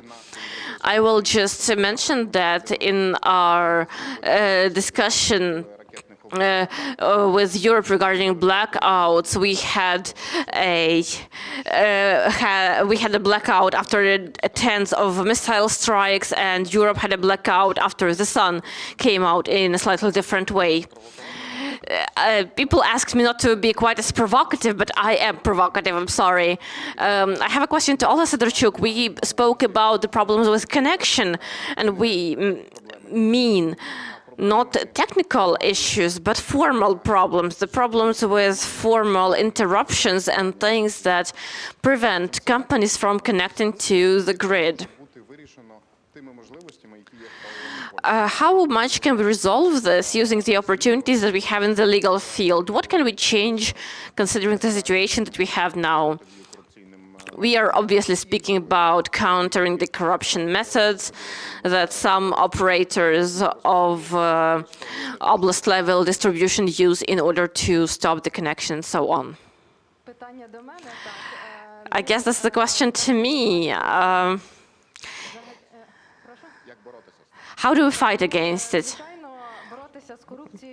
Obviously, we have a lot of methods of fighting against corruption. The issue is how effective they are. Obviously, there should be complaints to law enforcement agencies, to the Energy Commission, and so on. But here we need to understand that if we speak about the full cycle, starting from the emergence of this idea to install a solar plant and all the way to connecting the energy to the grid, the first thing that owners of such power plants encounter is the construction. And today I wanted to mention the main barriers in this aspect. What those who construct solar power plants encounter, because in most cases we actually support projects on solar power plant construction, and every day we encounter some problematic issues that may stop the project at the very start. If I may, I will ask a clicker. The first and most important issue is how to associate a solar power plant as a construction object, because for the regular overground power plants, we have three types of property. In fact, here, houses, buildings, and structures. And the rooftop solar power plants are separate structures that are constructed on top of the ground, and therefore they are considered objects of construction. If we speak about rooftop ones, though, separate objects, they cannot be considered a separate structure, considering the fact that they are located on the rooftop. We can commission them only as a component of the house, building, or structure where this power plant is installed. And the problem here is that in order to formalize this green tariff, the set of documents includes that the power plant should be commissioned before that. But if we speak in terms of urban planning legislation, we can only commission a reconstructed object, a building or a structure. So in practice, the technical inventory accounting of a rooftop power plant, they include a separate structure of a rooftop power plant into the documents, and that is then filed to relevant agencies to formalize the green tariff. And then there are also issues with the sale of rooftop power plants. Is it part of the roof? Is it additional equipment? This issue is quite insufficiently regulated here. And we always raise the issue that energy legislation and urban planning legislation are often very contradictory to each other. But still, we try to somehow handle this. And the problem with construction is also something that is probably familiar to colleagues who work with construction. We have a list of objects when these permits are not issued, and that includes rooftop power plants. And we know that rooftop power plants, for them it's not necessary to receive the urban planning conditions. And if we talk about the objects for which authorization and approval documents are needed, there is a regulation which says that power systems, they are also exempt of certain permits, but for the urban planning conditions, like it is clearly said that there is no need to get urban planning conditions for the rooftop power plants. So in the different regulations, there are a little bit different provisions, but there are special conditions usually for the power systems for certain buildings. So if a rooftop power plant is defined as a part of reconstruction of the internal power system, then there can be a question if in the future this power plant will be able to give the surplus of energy in the grid. Because legally, if we read the laws and regulations, if you want to apply for the green tariff, etc., then you are not subject to exemption. And also, it is necessary to calculate and define the class of consequences and risks for the rooftop power plants. Also, there is a question of commissioning of rooftop power plants because, as I said, it is not a separate object. It does not have a separate address. We cannot sell it separately from the building. It is actually part of the building on the roof of which it is located.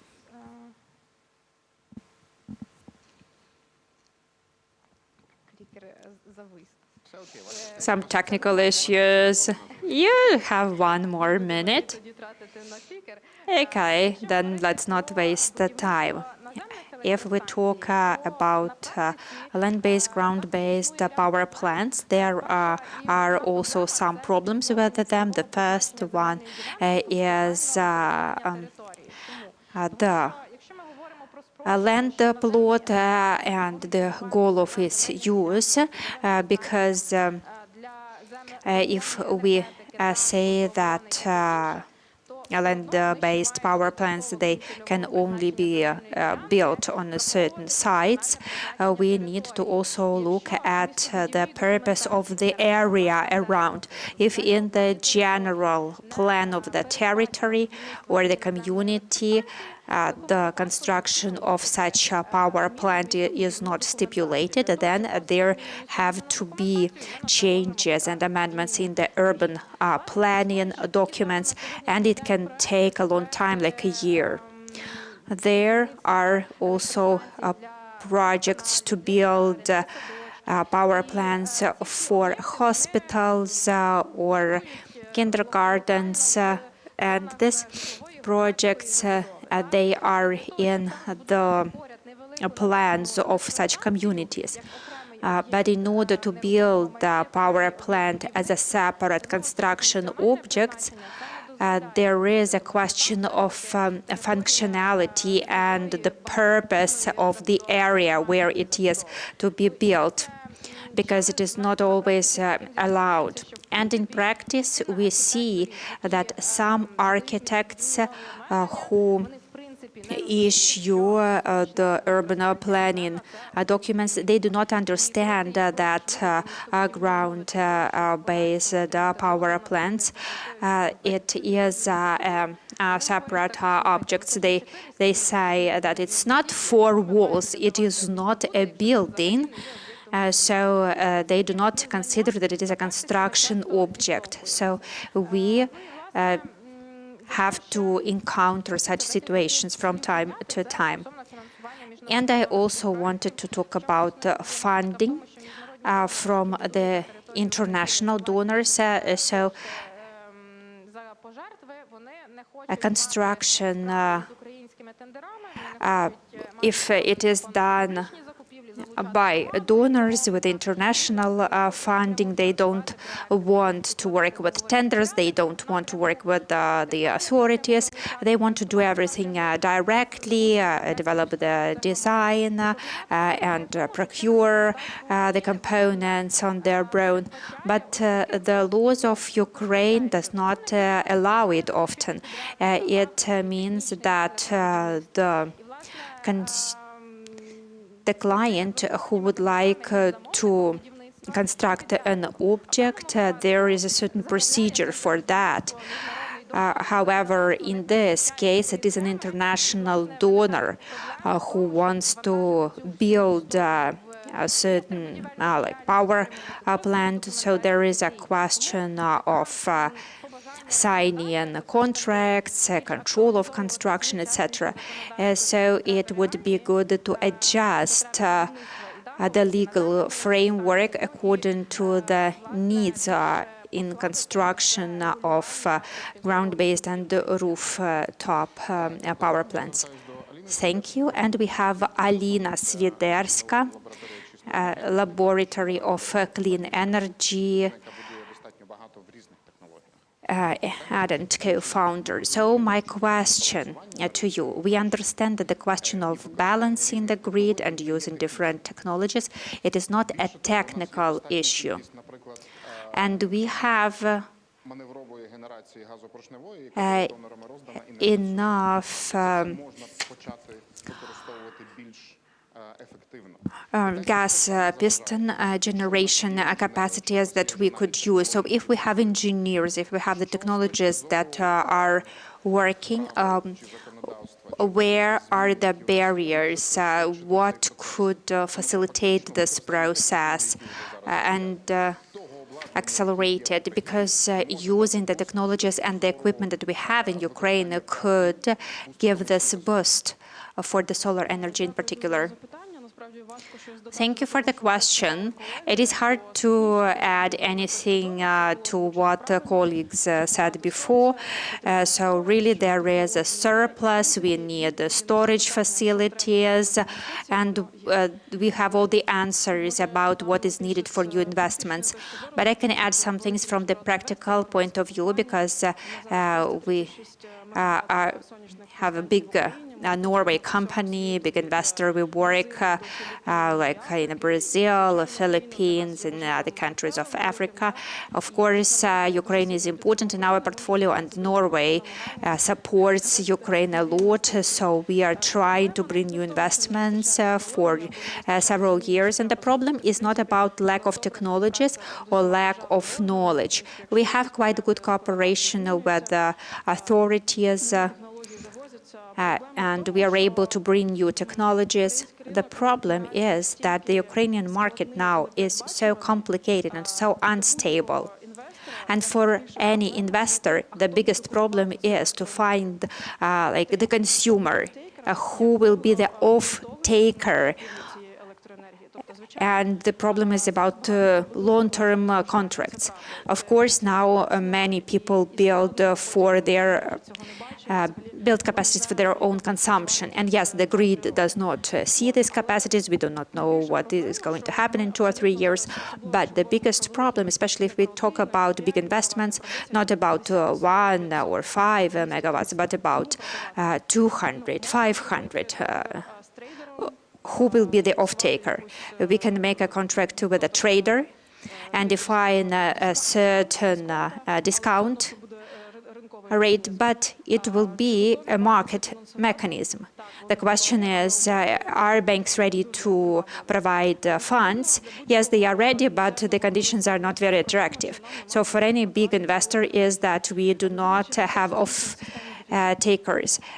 Though there is a deficit in the system, and you see that it goes up and down. We have energy, we don't have energy, and we have had a lot of conversations about what to do with that and what we can do about the investments. And then we discussed this investment guarantee fund that was discussed at the previous panel to guarantee some minimum price for a certain period of time, which would give a certain certainty for international investors that they can come here and they will get money for 5 years, 10 years.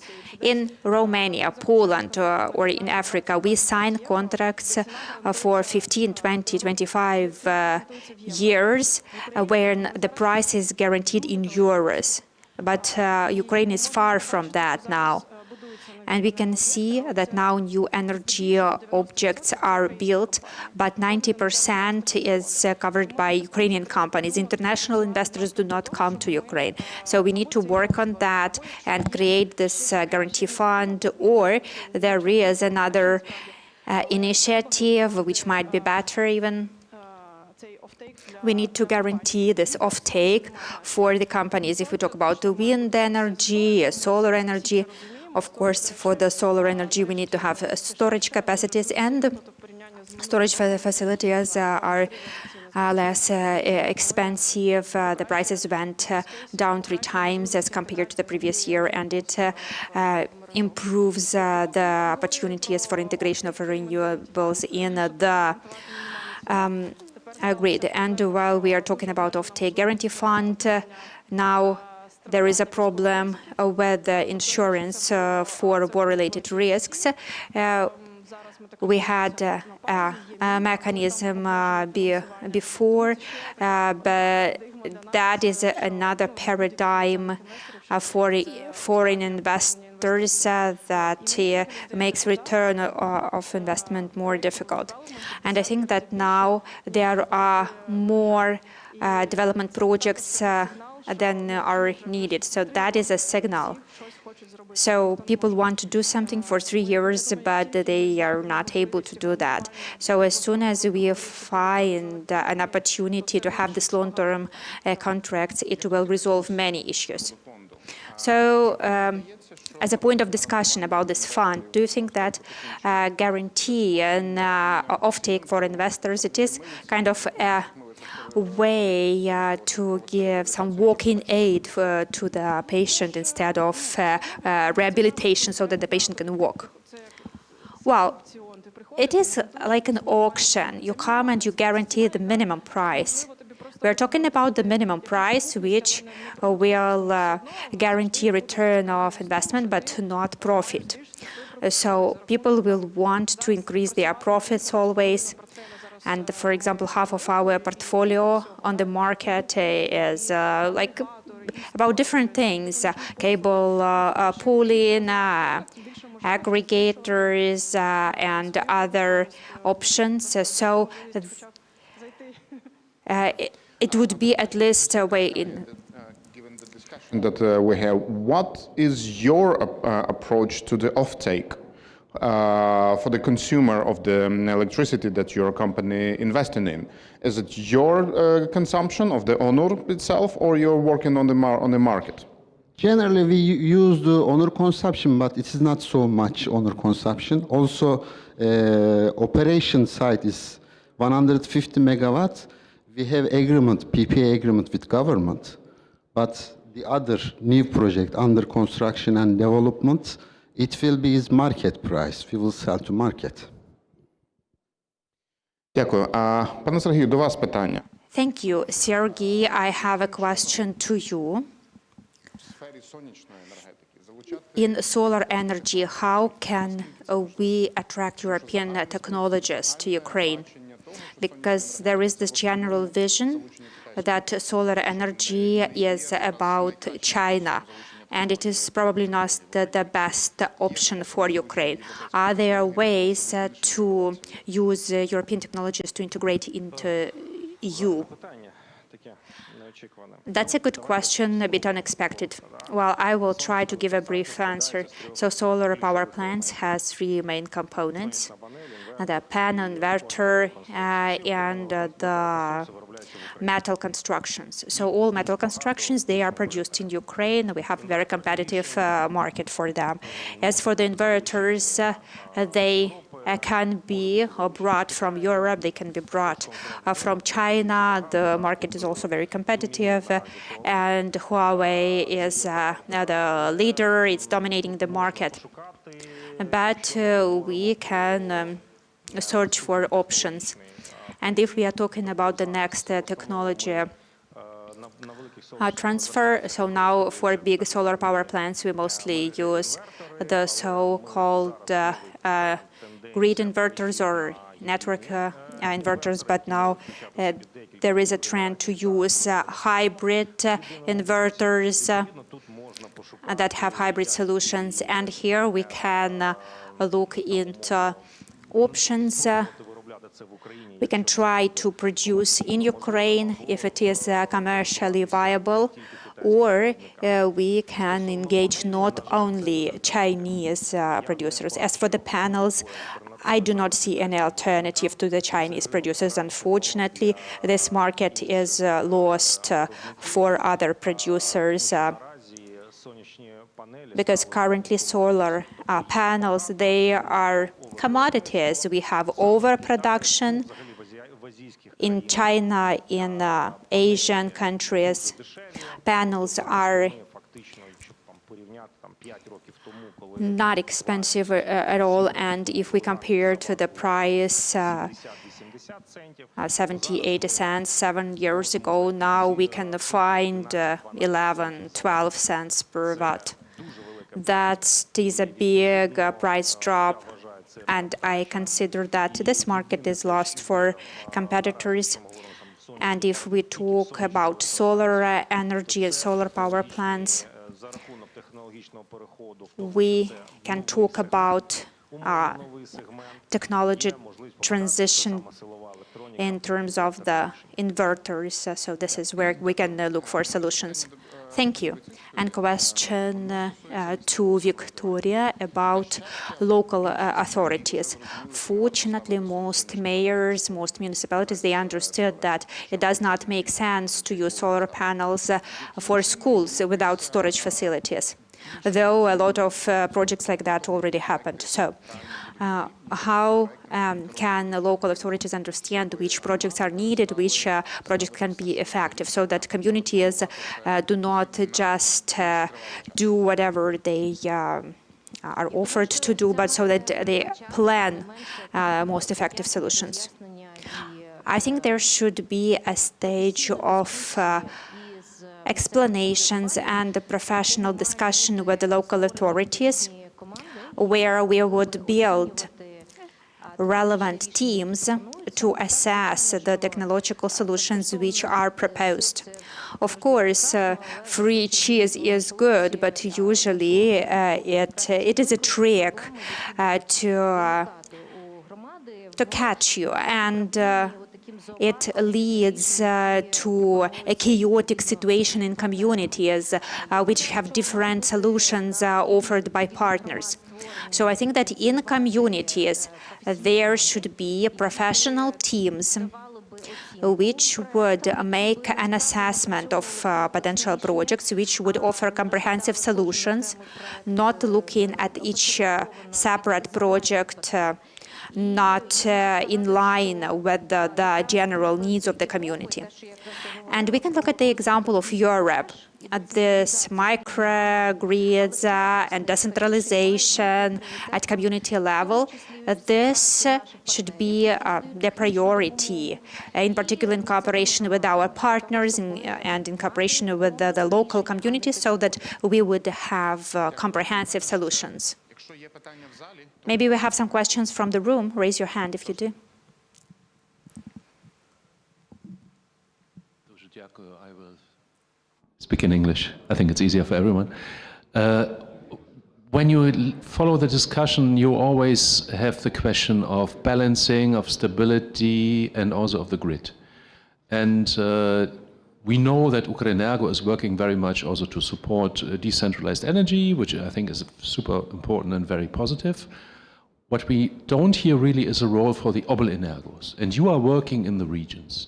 Do you see a potential for the Obelergos to support these decentralized energy systems by helping the developers on the ground with balancing solutions, with pooling solutions?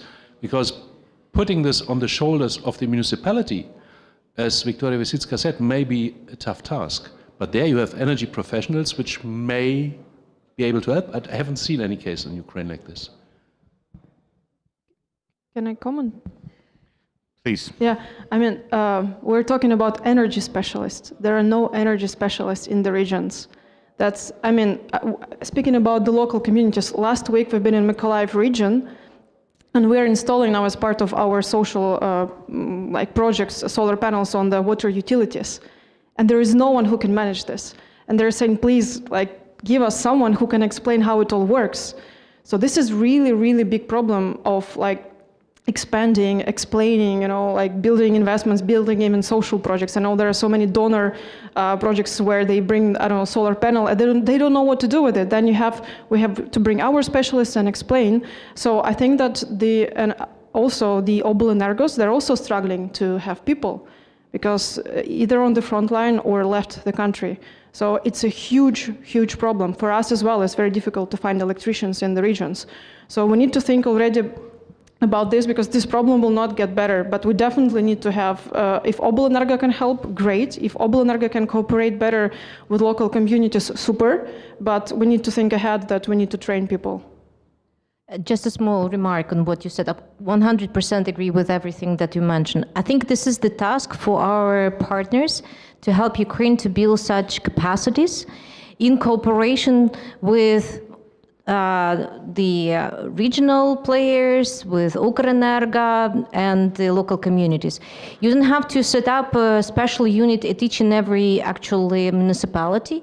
You can have a task force that will be working project on project by project basis, and that can actually then distribute the knowledge and the solutions and the options of the solutions, right, to throughout the whole Ukraine, not necessarily just working for one particular municipality. So I think it's a call for action to our partners. Please help us to build this capacity. Given the fact, especially that lots of our indeed experts, energy experts, unfortunately, they're fighting the fight, and they are not available. So maybe even using the experts brought from abroad to Ukraine based on their experience of building such solutions in European countries. Those who have similar challenges as we do in Ukraine would be a solution as well.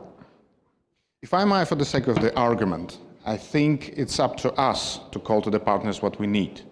Because especially in Ukraine, we do have a huge amount of religious engineers.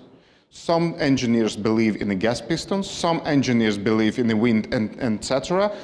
So those engineers believe in one technology they know how to do, and how to broaden their scope, how to make a mix is the bigger problem, but that should be the demand from Ukrainian side, from someone who is building that.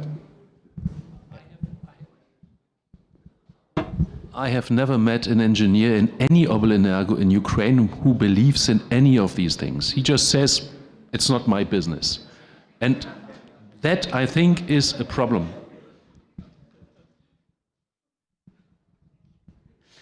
Thank you. Any questions, anyone?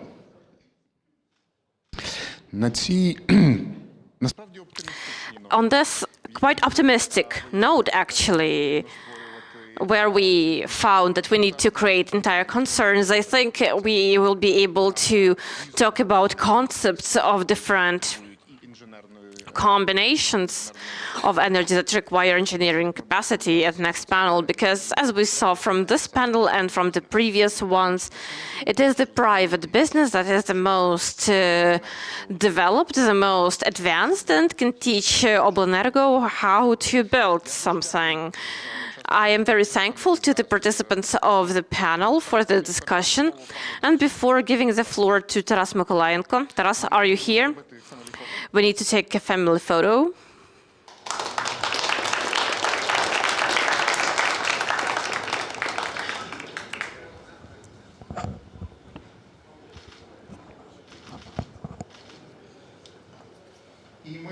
And we are moving on to the third panel about biofuels, so I hope it will be much broader about bioenergy so that it doesn't get a religious discussion.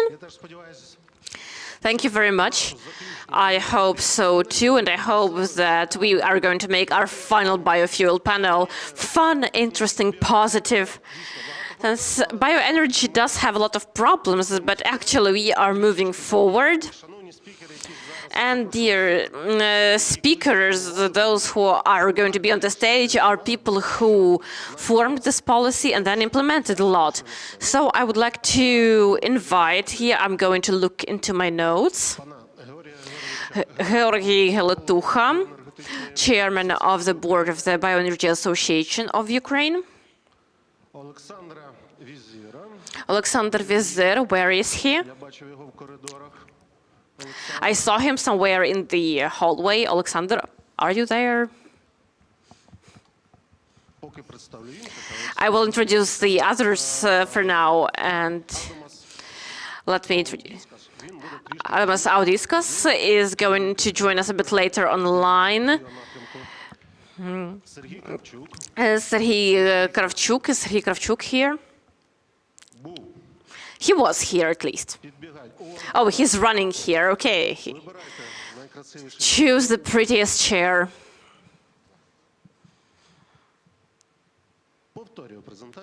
Let me introduce these people again. Alexander Vizir, sector coordinator of UFP Energy and Climate. Serhiy Kravchuk, director general of Halas Agro. They built quite a lot of interesting things that are going to tell us more about this. And our most important guest that will join us at the end is Vitaly Holovnya, first deputy chairman of Epicenter K, until recently been deputy minister for agricultural policy. He will share their upcoming plans and some secrets from European bioforums. Okay, our guests are here, and now I will ask the organizers to show this brief video about the first bioenergy agro cluster in Ukraine.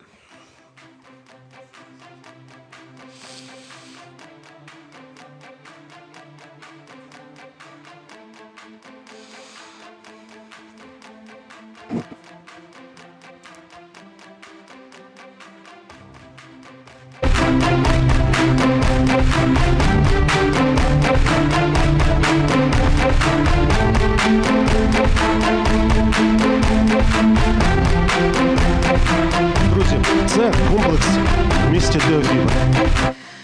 Friends, this is a complex in Teofil. It used to be a large sugar plant. Next to this sugar plant, we now have one of the biggest biogas stations, power plants.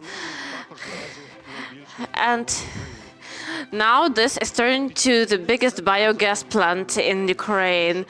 During the war, it showed a wonderful effectiveness because it includes a power plant that provides for everything. Bioethanol provides fuel for Ukraine, and nearby there are farms, pigsties, and as it was said about a year ago, the owner of the CO2 shop, he said, there is not a single grain that goes unprocessed.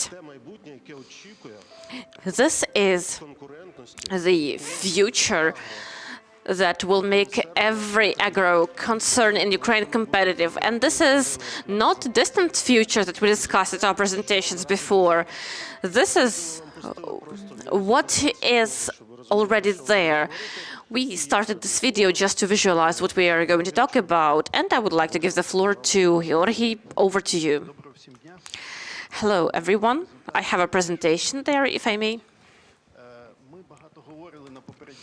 We spoke a lot at the previous panels about electricity, about 27% of renewable sources that we want to have by 2030.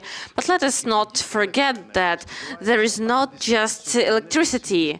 50% of energy in the world is consumed as heating, and about 30% is transportation energy, and 20% is electricity.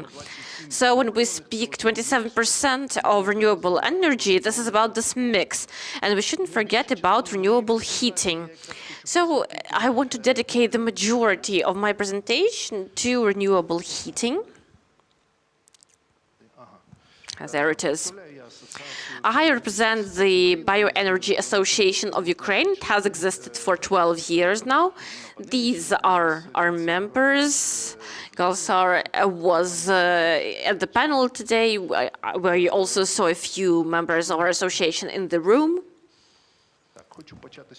I want to start with this graph. This is a statistic that only exists until 2020, unfortunately, about the development of bioenergy in Ukraine. That is from 2010 to 2020. These are numbers from the official energy balances of Ukraine, published by the State Statistics Service. Now these figures are closed. We don't know what happened after 2020. And these are figures in 1,000 of tons of oil equivalent per year. And we have two figures in 2022, 4.2 and 4.4 for a million. 4.4 is the production, 4.2 is consumption, and the difference is our export of pellets and such abroad. So if we convert this to gas, it's already replaced 5.2 million cubic tons of gas. Without bioenergy, we would consume more gas. So quite a big percentage of gas has already been replaced by bioenergy. Why am I saying this? Because we could continue this trend, and our gas storages are almost empty. We expect problems that existed in the previous heating season to continue in the next one. The lack of gas is quite significant, and that's gas that we will have to import into Ukraine at quite high prices. And we could replace about 1 billion cubic meters of gas, of natural gas with biomass. Regular problem is the cost of gas for the population.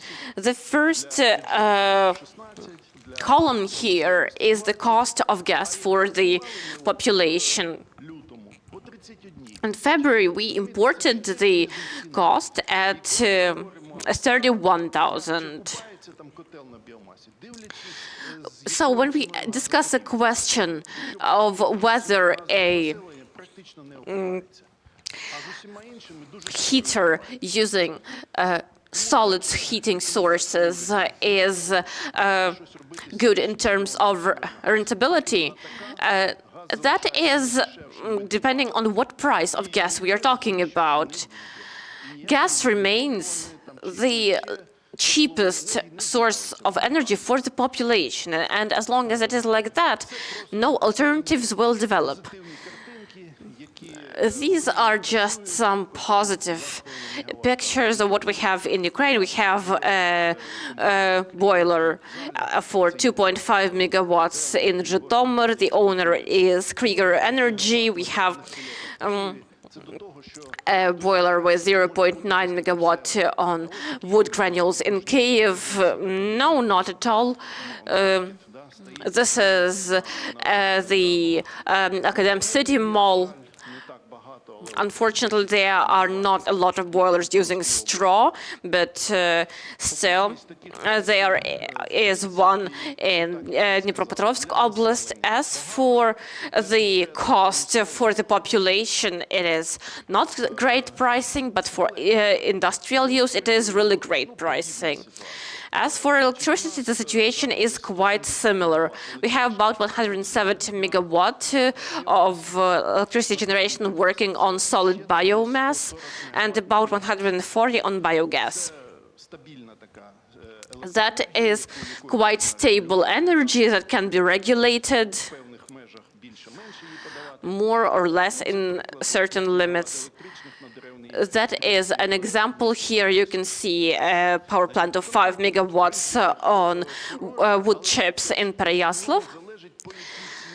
The economy here is quite good, but it again depends on the price at which we sell the heating. If it is centralized heating, where population is the main consumers, that's not great. It is, the return on investment is not wonderful. If it is an industrial object and it replaces commercial gas, it is absolutely, it absolutely makes sense to replace that. This will be my last slide, but before I comment on this, I want to comment on a certain problem. The first one is the price of gas, and also we have regulatory issues that have existed for many years. The boilers, gas generation units, and so on, all of them have the CO2 tax. Ukraine is the only country where there is an emission tax. Everywhere in the world it is exempt from CO2 tax because it is considered carbon neutral production. Even the Committee of Tax Policy adopted a relevant law in the first reading, and now it is basically in the hands of the Energy Committee, which for some reason does not vote for it and doesn't vote to put it up for the second reading. So that's a situation that the system is in. And if there is this attitude to the sector, we cannot really expect a certain breakthrough there. There won't be this 27% in the mix. The second problem, if a private investor wants to build a biomass boiler, wants to join the heating system and supply heating cheaper than the system does, nobody waits for them there because there's a monopoly system, and monopoly never likes competition. They don't care what prices you propose heating at. You will just not be connected to the general system, and there are dozens of opportunities not to let you join. So the monopoly system should be replaced with a competitive system, and the government should protect manufacturers of heating that want to join the system and sell the heating energy cheaper. This is the Lithuanian model that several countries have already followed successfully. This is the minimum that needs to be done in heating. Considering we have very little time, I will mention the biomethane very, very briefly. This is the most positive news in biomethane. Since 2021, we have basic legislative framework. In 2024, export was allowed. 4 plants, number 1, number 3, and number 7 are already working, and they have already started export into European countries. 3 more, that's 4, 5, 6, are currently transitioning from biogas to biomethane, and they will start producing biomethane in the near future. There are certain growth pains here, but the European Union is also not entirely fully ready to purchase it because they have the Union gas database that it's not entirely clear how it's going to start working with Ukraine, but these are all growing pains. Overall, the market of biomethane is one of deficit. There is a memorandum between the EU and Ukraine on renewable gases. There is an absolutely interest in Ukraine biomethane. So once these growing pains are resolved, Ukraine has quite good prospects in this production of biomethane, first for export, but also in the future for the domestic market. Thank you for your attention. Thank you, Georgi. I think we'll ask the questions at the very end. Now let's go through every speaker. We have a lot of interesting questions. Alexander, are you ready to present? This is Alexander Vizir, coordinator of the energy and climate sector at Ukraine Agro Business and Food Platform. Welcome.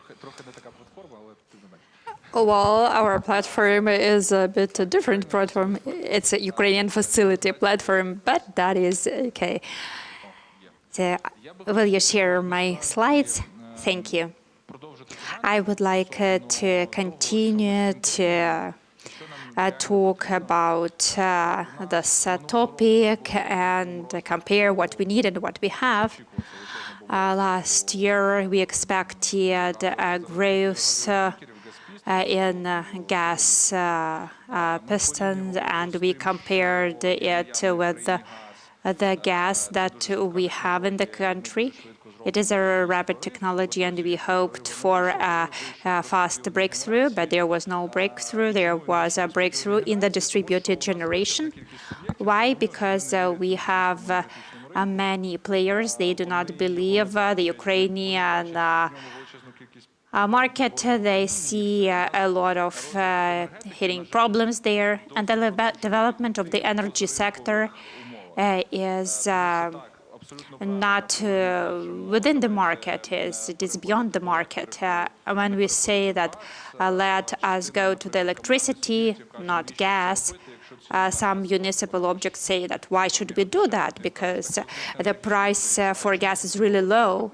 And if we say, and if there are no subsidies, but they say, but there are subsidies. So we are comparing market with non-market conditions. For us, it is important to switch to absolute numbers and understand that for the purpose of development, we need to have market conditions and we do not mean that everybody has to pay a market price without any support. There are some mechanisms allowing to support certain categories of consumers, and our support models, they are not fair if we try to be fair. So it's like the more you consume, the more you get the subsidies, and that is not fair. And if we talk about absolute numbers, we have Ukrenergo, the operator, and in the reports they define what is needed for the energy system for further development. So they defined that there is a need in high maneuver generation. It can be gas-based, it can be biogas, biomass-based. Also storage facilities and renewable energy sources, solar and wind energy. So we discussed them today. But the main thing is to create competitive advantages. And in the Ukraine facility platform, we were thinking that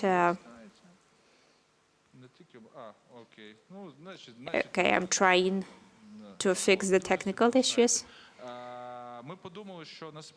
So we were thinking that, in fact, we need to create a universal platform, not platform, but kind of algorithm on what to do for further development. There are some simple approaches, such as building this gas piston generation facilities, connecting them to the grid or not connecting. And so on paper, everything will be fine, but we will not have electric energy or gas and thermal energy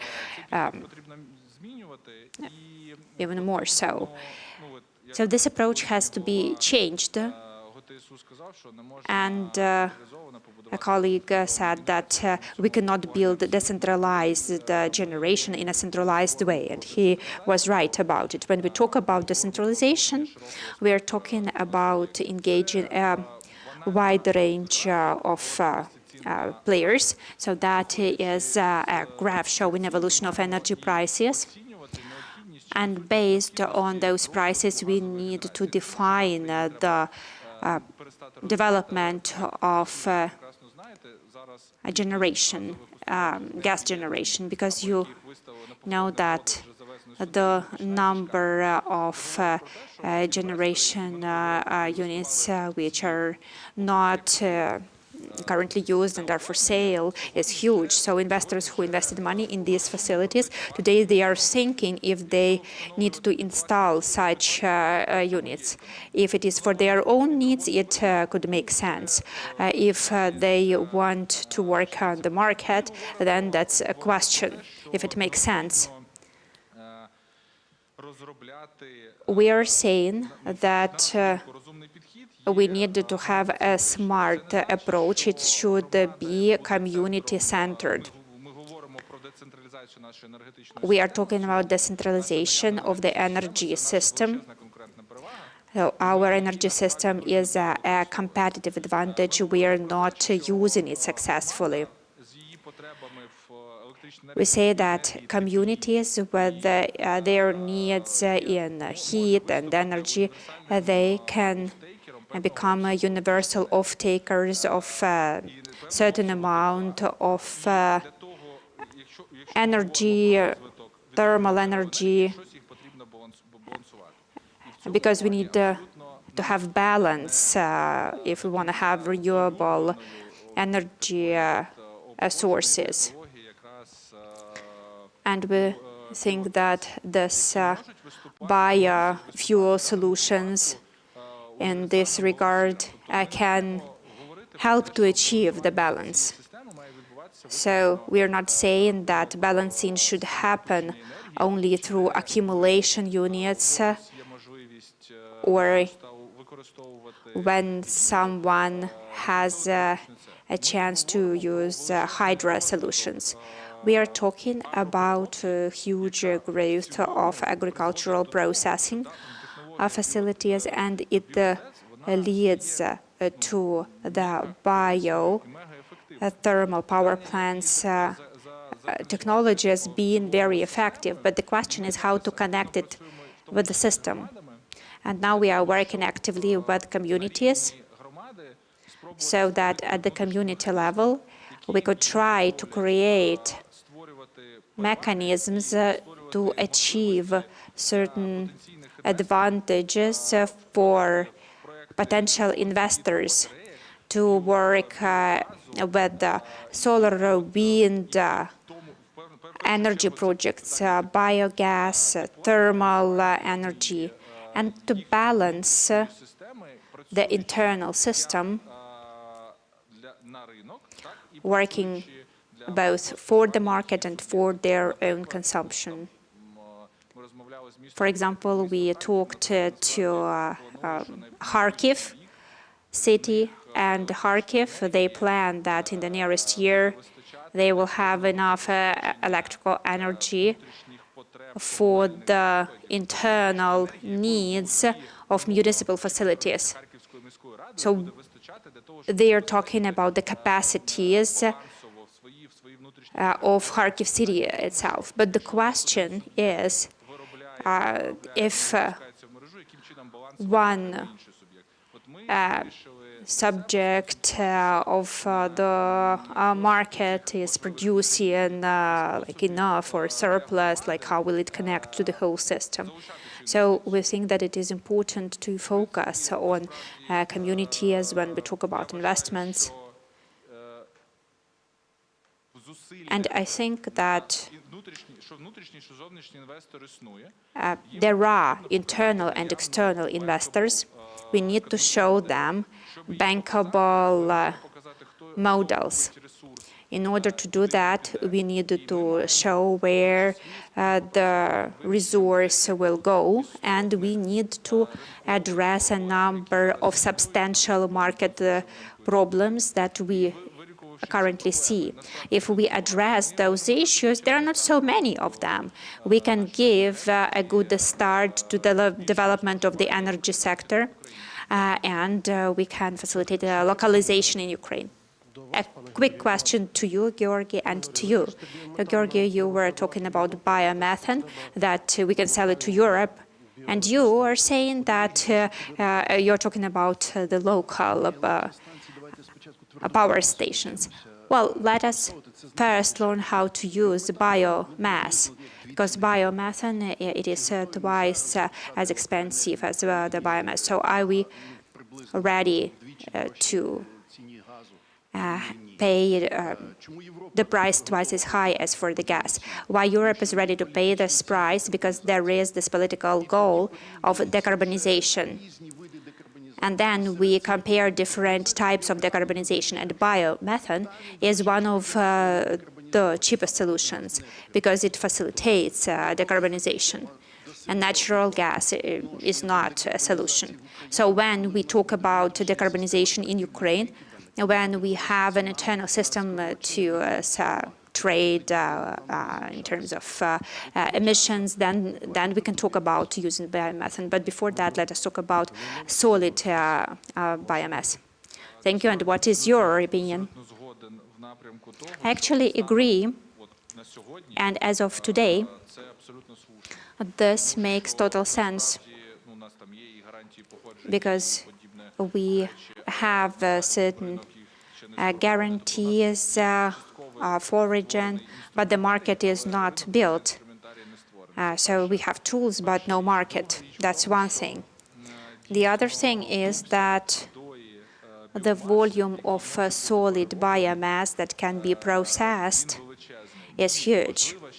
And it is also important that often producers of thermal power using biogas and biomass mainly, they work to satisfy their own needs, first of all. They are afraid to go to the market and earn additional money. Why? Because it is an additional niche for them, and they do not trust the Ukrainian market. So getting money in 6 months can be not interesting to them. There are many bias that we need to debunk. Okay, I see, and I see that we have a delay in terms of the agenda, and we have Adonis with us online. So Adonis Saudiskas, Deputy Director, MHP, responsible for bioenergy development. So he will speak in English. Are you listen? Are you hear us? Yes, I can hear very well. Okay, we are ready to listen to you. Please.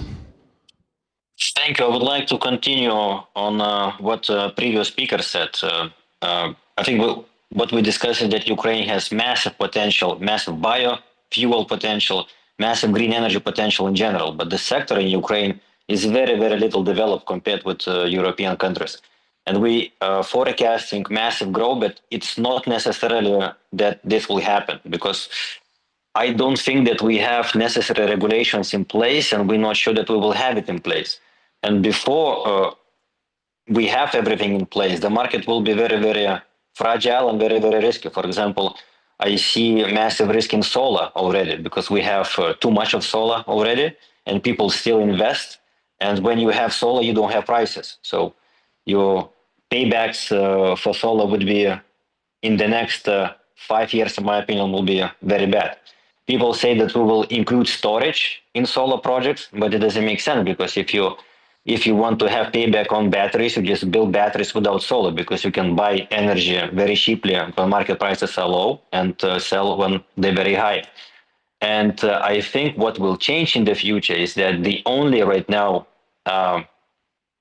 good reason to invest in solar is to avoid paying transportation costs for electricity, because you're not paying to Ukrenergo, you're not paying to Oblenergo, and you save ballpark 50 euros per megawatt. And this is already sufficient to have payback for solar. But once you have more and more this kind of projects, then distribution network will introduce some different tariffs. For example, in Europe, we have tariffs for capacity. It doesn't matter whether you get electricity from network or not. If you connect it to the network, you have to pay. And once this will be introduced, then many solar projects will be below the water. So I think it would be very good from government to have certain indication whether they will be moving for this or not. So this is number one. Number two, what Georgi discussed, we have very strange market when we compare with Europe, because we don't have carbon pricing. When we compare European power prices with Ukrainian, it seems that we have very similar prices. On average, let's say it's 100 euros per megawatt. But in Europe, if you produce electricity from gas, you need to pay 30 euros for carbon. So it means that gas producer, or not gas producer, but electricity producer that produce electricity from gas, they get only 70 euros, because they will need to pay 30 euro tax. So prices are very, very different. Actually, we have way higher prices in Ukraine than in Europe. And if prices will levelize, prices will go down in Ukraine. And those gas generation that we built might be also unprofitable. So if the market know that in the future carbon pricing will be introduced, it will be also very helpful to make good decision in terms of investments. And then lastly, regarding power markets, we have so many different tariffs for gas, even for electricity producers. If you have gas piston engine and you produce electricity for your own needs, you have to buy at market price. If you sell this electricity to market, you can have PSO price, which right now is very low, because market price for gas goes down. And you create so much mess and so uncompetitive disadvantages to certain producers and other producers. And I think this is very, very bad practice. So this is number one. And very, very important thing that I forgot to say regarding carbon pricing. I know that many companies don't want carbon pricing to be introduced in Ukraine. But this is, I think, some misunderstanding, because we will still need to pay carbon pricing if we will be exporting our products to Europe, which is our main market. What will happen if we will introduce carbon pricing? The carbon price that we pay, the carbon tax, usually is redirected by government to companies that need to improve the carbon situation, to invest in carbon reducing projects.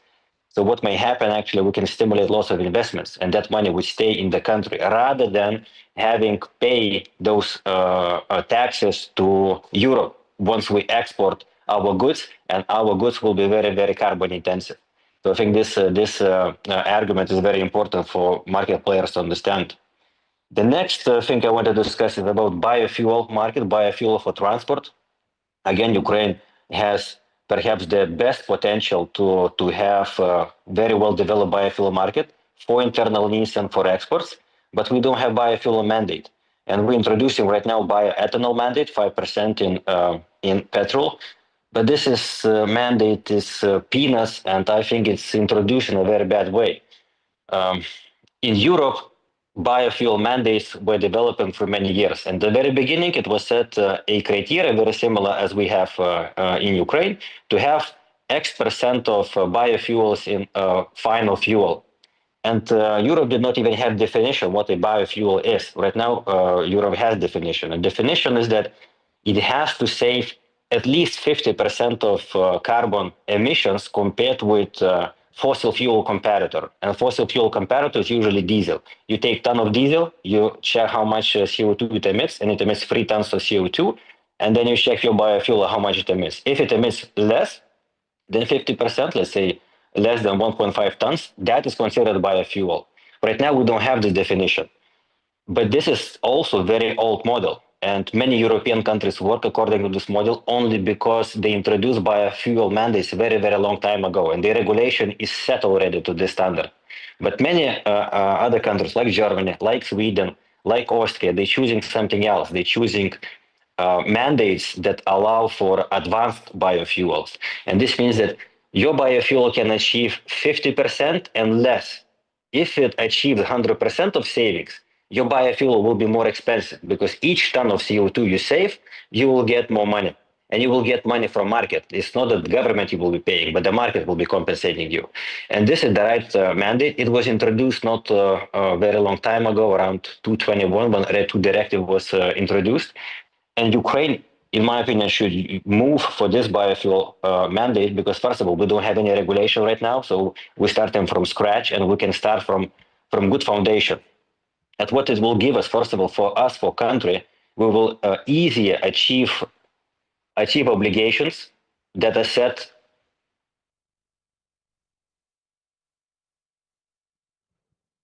Так, вас не чути. Sorry, mister, we are not listening to you.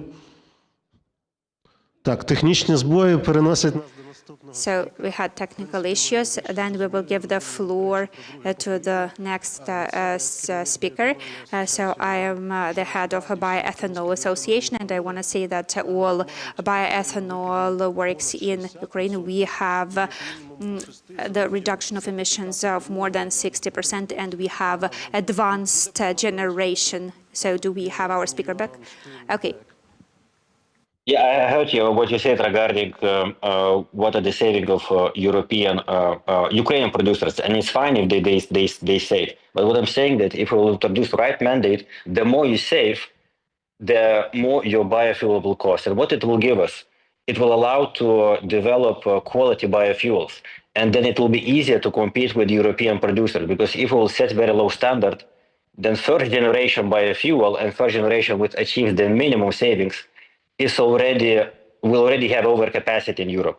So producing more of this, Europe doesn't need this. Europe needs advanced biofuels. And if we will not, again, introduce the right mandate, we will not develop the right market. It will be very difficult to export right products because our industry will not be ready. Можна задати швидке питання в руслі дискусії? Can I ask a quick question? Does it mean that MHP will be building a bioethanol plant for 200,000 of fuel? Two, because bioethanol from corn, as I say, this is the biofuel that you already have overcapacity. Europe produces itself more than it consumes. Then we have Brazil, we have USA competing in this market, and it will be very, very difficult to make money. If it will be advanced biofuel, yes, but those projects are a bit more complicated. We invest in LNG, in liquid biomethane, which is also biofuel, and we think that this has more potential than also biodiesel, especially from waste, which is also advanced, has a better future, in my opinion, than bioethanol first generation. So we're looking for advanced biofuels. Увага, всі записали. Перше про Has everyone written that down? We heard the word biodiesel. This type of fuel has not been a focus of attention at this panel, but in the future, I hope that thanks to MHP, we will also move in this direction. Thank you for your presentation. Stay with us. And now I would like to give the floor to the person who is the head of a visionary company, a company that promoted not only biogas but also bioethanol in Ukraine for a long time, implemented a lot of projects, promoted biomethane, opened the window to Europe in bioethanol. Serhiy Kravchuk, Agro. Over to you. Hello. I am happy to see everyone. I will say a few words about the company.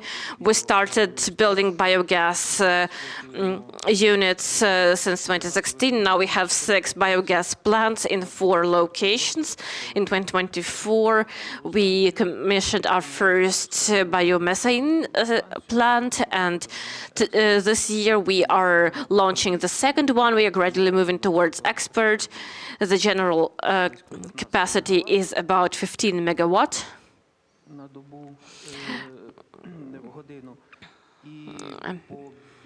And as for biomethane, we can produce about 6 million cubic meters of biomethane a year. We will be able by the end of this year. We have certain experience, and we want to point out the experience of European development of biomethane. And we want to say that actually, in terms of bioethanol, we need to be looking for opportunities how we can sell it, because it's not that easy. There are quotas, and we need to understand that the bioethanol industry of the EU is much older than the Ukrainian one and gets more difficult every year. But biomethane is so new that for businesses, essentially an entire ocean, because Europe undertook the commitment to produce 35 billion cubic meters of biogas, which is a fantastic number. And they are already producing 5 billion. So this niche is very unoccupied, and here we need to rush in order to take our place in that structure. If we look at the findings of the European biomethane associations, countries that are producing biomethane already have the demand for their future demand.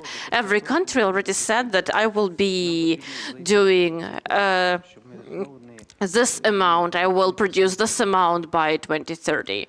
And we need to jump on this wagon. But in order to do that, we need to create the necessary conditions in Ukraine so that the biomethane industry can develop. Look, we don't have a lot of biomethane plants in Ukraine, 4, right?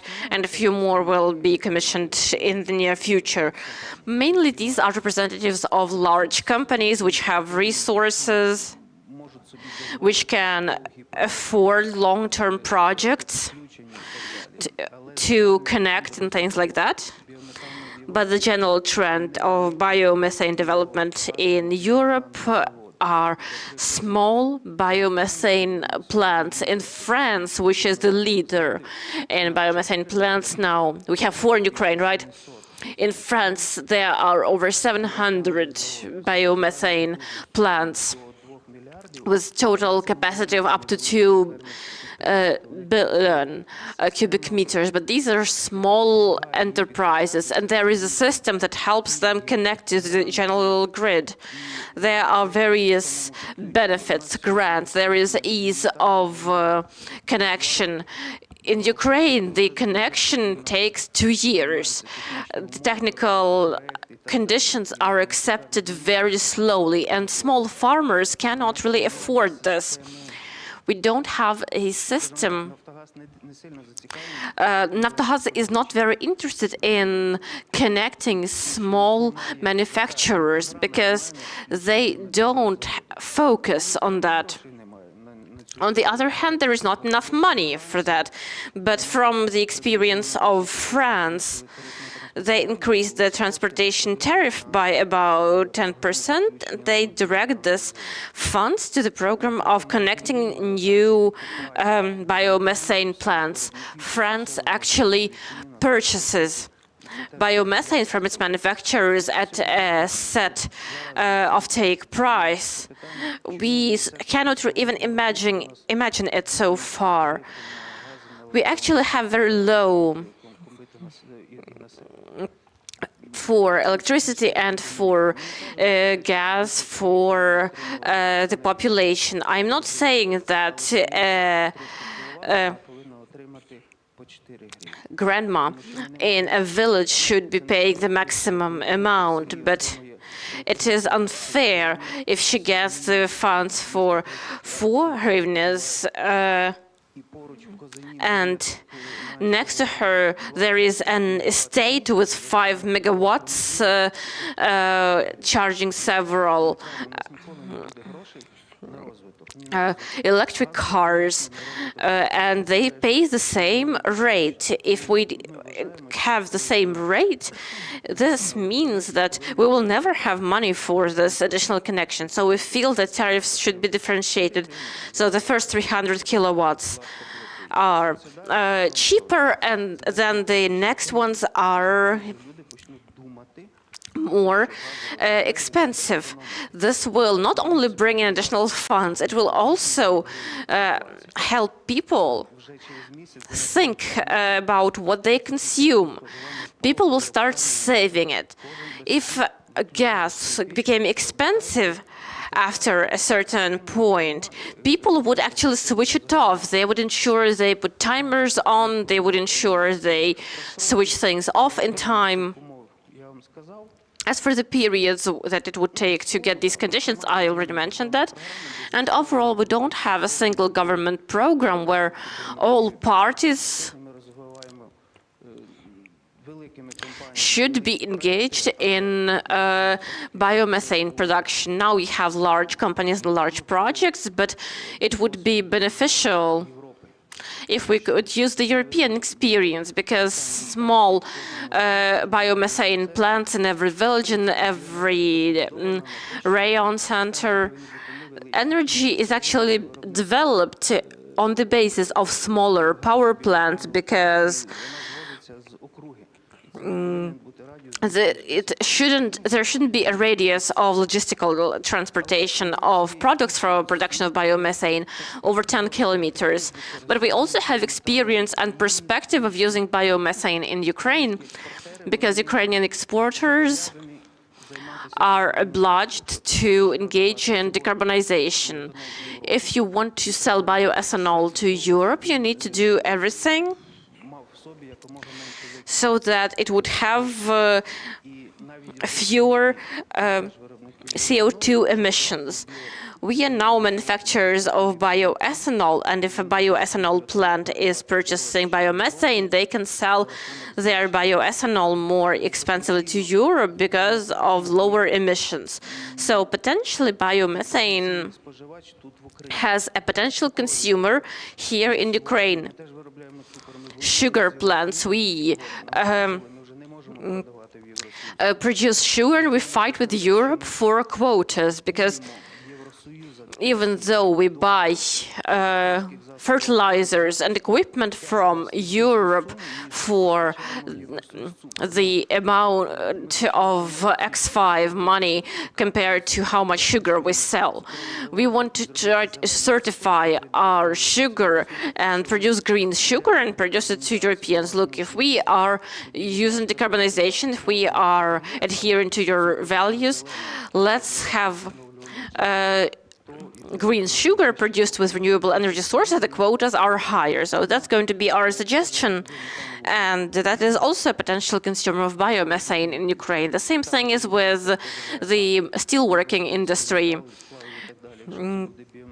If this is biomethane used for metalworking, we believe that these industries should get additional privileges to export their products to the European Union.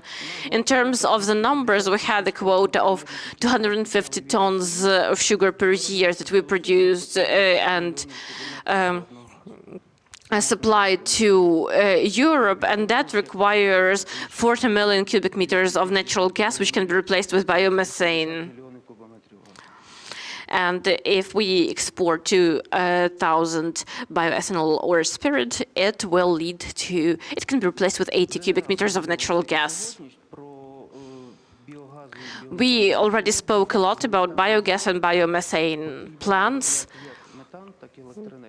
It should produce both methane and electric energy, and then it becomes a maneuver plant. It can produce power during peak hours and quickly switch to the production of biomethane during off hours. So a network of such biogas, biomethane, electric plants is about our distributed generation. This is about our security. We spoke a lot about it. And in Ukraine, under current conditions, this is absolutely crucial. Obviously, this is also about the processing of waste on the ground, which cannot be moved far. And our agricultural holding does use a lot of gas for drying of corn, production of sugar, electricity, fuel. We consume energy in the form of fertilizers and so on. So every business, especially the agriculture, produces energy, but by developing our own bioenergy vector, we are developing more energy than we consume over the year. So we are an energy proficient company. We provide more energy than we consume. I think this should also be one of the goals of the Ukrainian agricultural sector, so that Ukrainian enterprises do not even consume total energy, but that they should produce energy, because they can produce more than they consume. I think this is also a good step towards the future. Thank you very much. Thank you additionally for raising this important issue of quotas.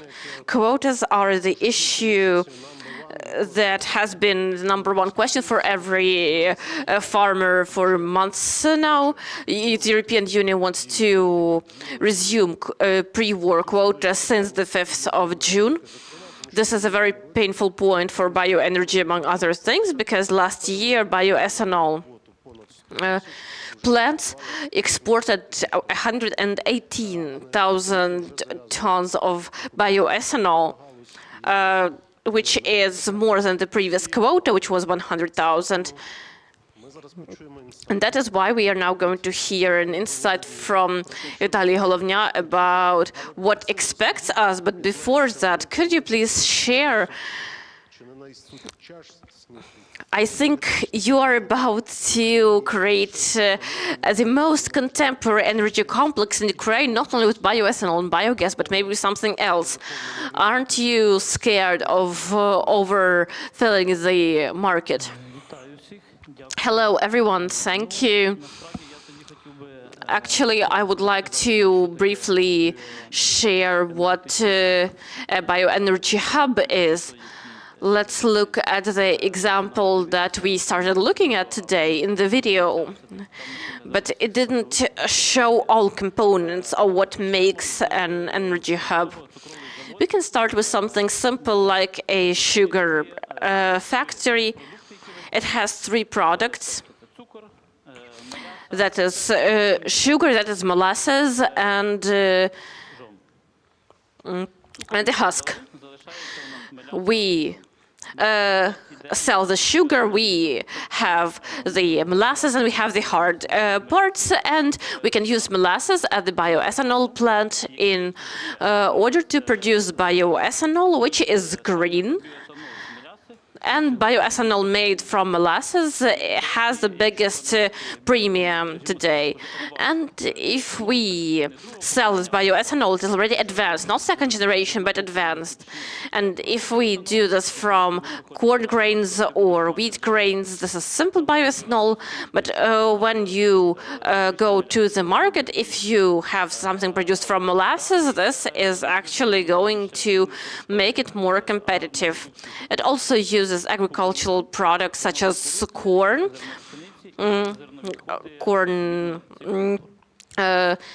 remnants, and also wheat and remnants of this culture. After we produce bioethanol,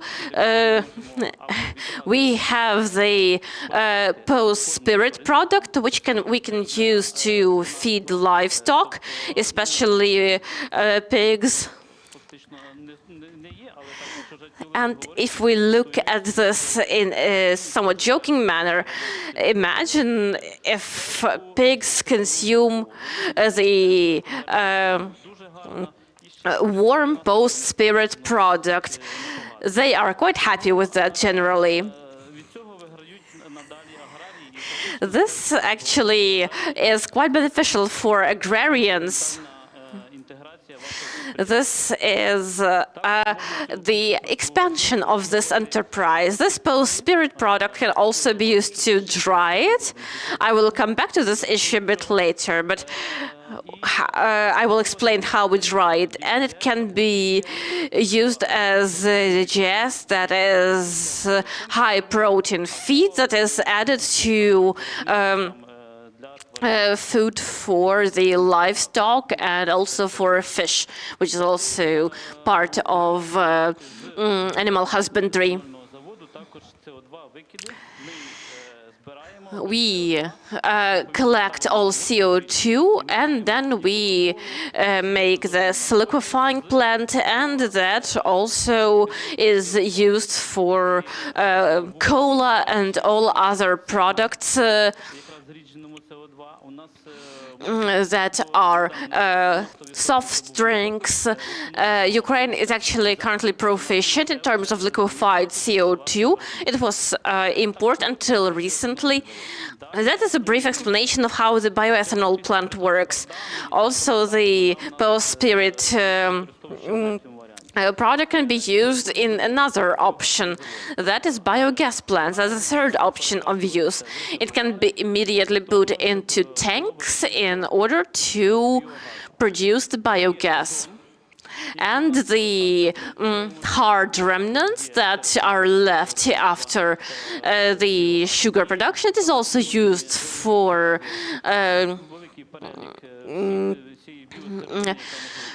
sugar, and all this agrarian products where basically all waste can be used for biogas essentially. And like Serhiy mentioned today, biogas is an alternative to produce all kinds of heating energy, because there can be cogeneration, or biogas can go towards purification, and we obtain biomethane, which we can also use for our own needs, or we can sell it to Europe, where we have memorandum. So, in fact, in this whole process, we do not have waste almost. The only waste that we have after this whole cycle of production, because this spirit product can be used also for the production of biogas, and we have commodities, sugar, bioethanol, the GGS, the animal products, and the only waste that we have, if we can call it like that, is the organic fertilizers that agrarian companies use for their fields, so they do not have to buy so many mineral fertilizers to grow their products. So here we have the circular economy, and the bioenergy hub looks like that, roughly speaking. So this is the kind of hub that we are building. What will be different is that we will also be using straw and husk pellets, so we call it carbon neutral biohub. Good, and can you talk about quotas? So I can share an insight that there are plans to renew quotas for bioethanol. We learned about it in around January, like in winter. So we tried to talk to the ministries, and then in February the EU commissioner said that bioethanol is now the point of connection. And I want to thank Vitaly. So Vitaly took part in the secret negotiations somewhere far away. So maybe he will tell us if we have a chance to do something about bioethanol. Well, it was not something secret, but really we went to Brussels. We met with the commissioners and we discussed agrarian products and also bioethanol. And I want to say that, first of all, I would like everyone to read an article, the Latifundist website. There is this article by Alexandra Vramenko, and she tells very well about what is going on. We are highly dependent on elections in Poland.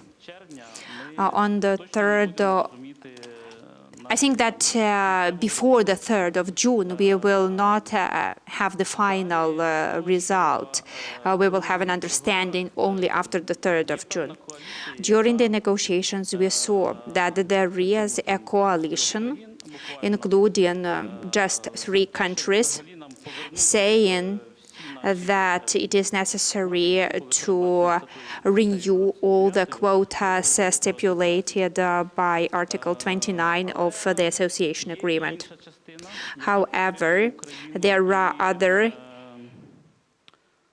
countries which support Ukraine.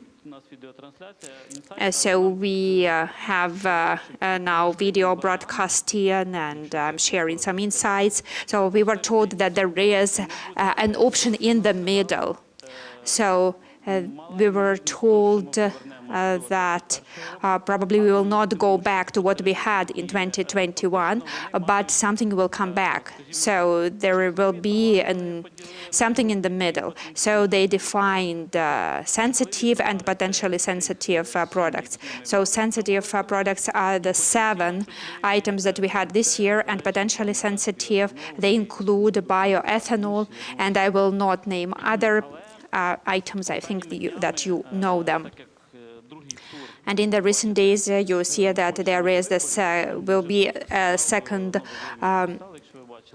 round of elections in Poland, and Tusk said that there will be no coming back to what we had. That Article 29 will be used, and there are more than 20 products in the list. This is what we can go back to. And you probably know that a delegation from Verkhovna Rada is now in Brussels, taking part in negotiations. And when I came to this event, I made a call to my colleague, and I asked him how it was going. He said that there are no clear prospects now for the for what is going to happen, and hopefully we will get a scenario that will support the Ukrainian economy, not fully going back to what is stipulated by Article 29, not going back to what we had in 2021. Okay, thank you, dear friends.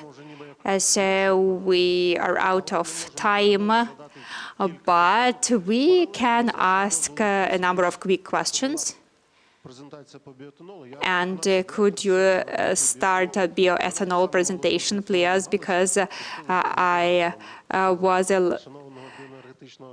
allowed to moderate this session, so I just wanted to show a couple of slides. So if you do not know maybe what we are talking about and what achievements we have. If you do not know what bioethanol in Ukraine means, so we are a young industry, but today, thanks to privatization of Spirit, and we thank for that, we have 17 works and factories, production 180,000 tons, and processing of up to 600 tons of grains and melassa. That is a quick slide if you want to make photos. The capacity, total capacity is about 450,000 tons per year, and that is how the industry looks like. So you see industrial capacities and projects under construction. So you can see some traditional spirit works and at the bottom, you can see this big projects of this giant producers, what they are going to do with the bioethanol. That's a question.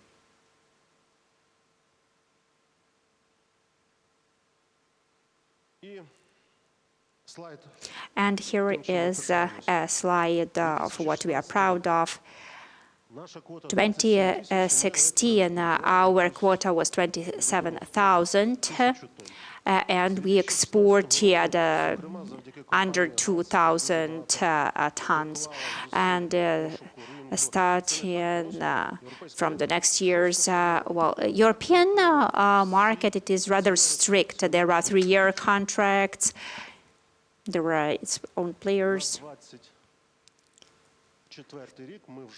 And in 2024, as you can see, we exported 119 tons, so it was 63 times growth. If we're going to see the same dynamic in the future, that's not a fact, because the corn price has grown a lot, so bioethanol production is not that profitable now, and the prices for bioethanol in Europe, they go down. That is why we export only second-generation bioethanol, and that's just a quick graph I wanted to share. So EU is importing ethanol from Pakistan, Brazil, Peru, and Ukraine used to be number 7. So we can compete not with European producers, but we can substitute import from third countries.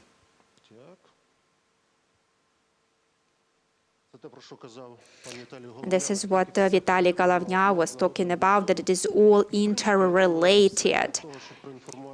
There's an agricultural cluster, and if you're interested, it is all on the slides. You can see what is going on in US, so corn used for ethanol and total corn production. So, dear friends, if you have questions to our panelists, you can ask them now.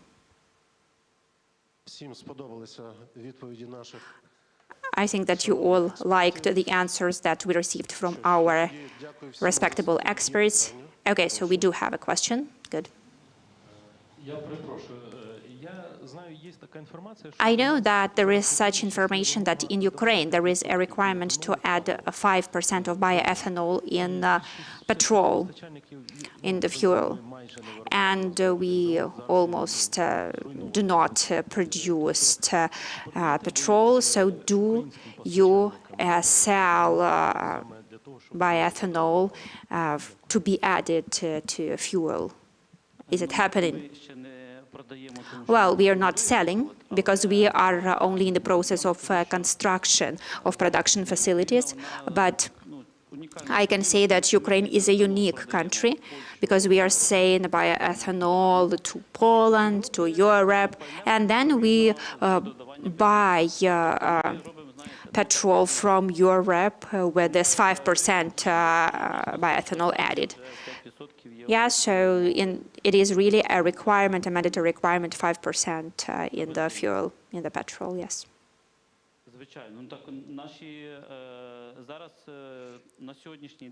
So, as of today, I know that Ukernafta, they had tenders and they are procuring Ukrainian bioethanol and they are adding it to petrol. Maybe other companies also do it. I want to add as well. We all need to understand, unfortunately, there are missiles attacking the fuel stations, so it is risky to accumulate a lot of fuel. So this option, bringing bioethanol to Europe and then bringing this fuel with added 5% of bioethanol, unfortunately, that is an option that works for now. And do you know how much it costs to bring one petrol tank? We have to add 90 euros per ton, and when the tanks go back, there was nothing to bring. And if we want to bring oil, for example, then we need to clean the whole vehicle. And so bioethanol is working for that. So 45 euro expert, it works. So the fuel companies, they ask to transport bioethanol just to make it work. And it is interesting that Europe gives us a quota for bioethanol, and they do not understand that they will lose this competitive advantage. Do you know how the amount of import of fuel? $6 billion a year. That's the saldo. But if we have our port facilities functioning, then European fuel works. They will lose some competitiveness as compared to those who can use the sea and river transport, because Orlen, Poland, they will not be competitive. And another question, just to complete, do you know how much spirit, how much alcohol we import from Europe?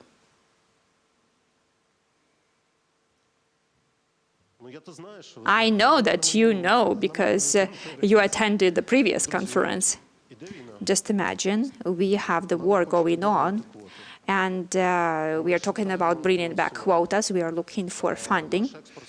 Our expert is just 20 billion, and the agricultural production, beer, wine, we have 480 million euros, almost 500,000, and so that's the total amount of import. It has increased, and if we talk about the other direction, it's just 180 million, and just part of it is bioethanol. That's a sub-product. Why I'm telling you that it's not totally fair, because we are importing a lot of processed agricultural products with a lot of value added, just as alcohol drinks, but they do not let us come to their markets. That's just my remark as the head of association. If there are no other questions, then I tell you goodbye, and we finish our meeting. Thank you for your participation, and goodbye. And let's make a family photo.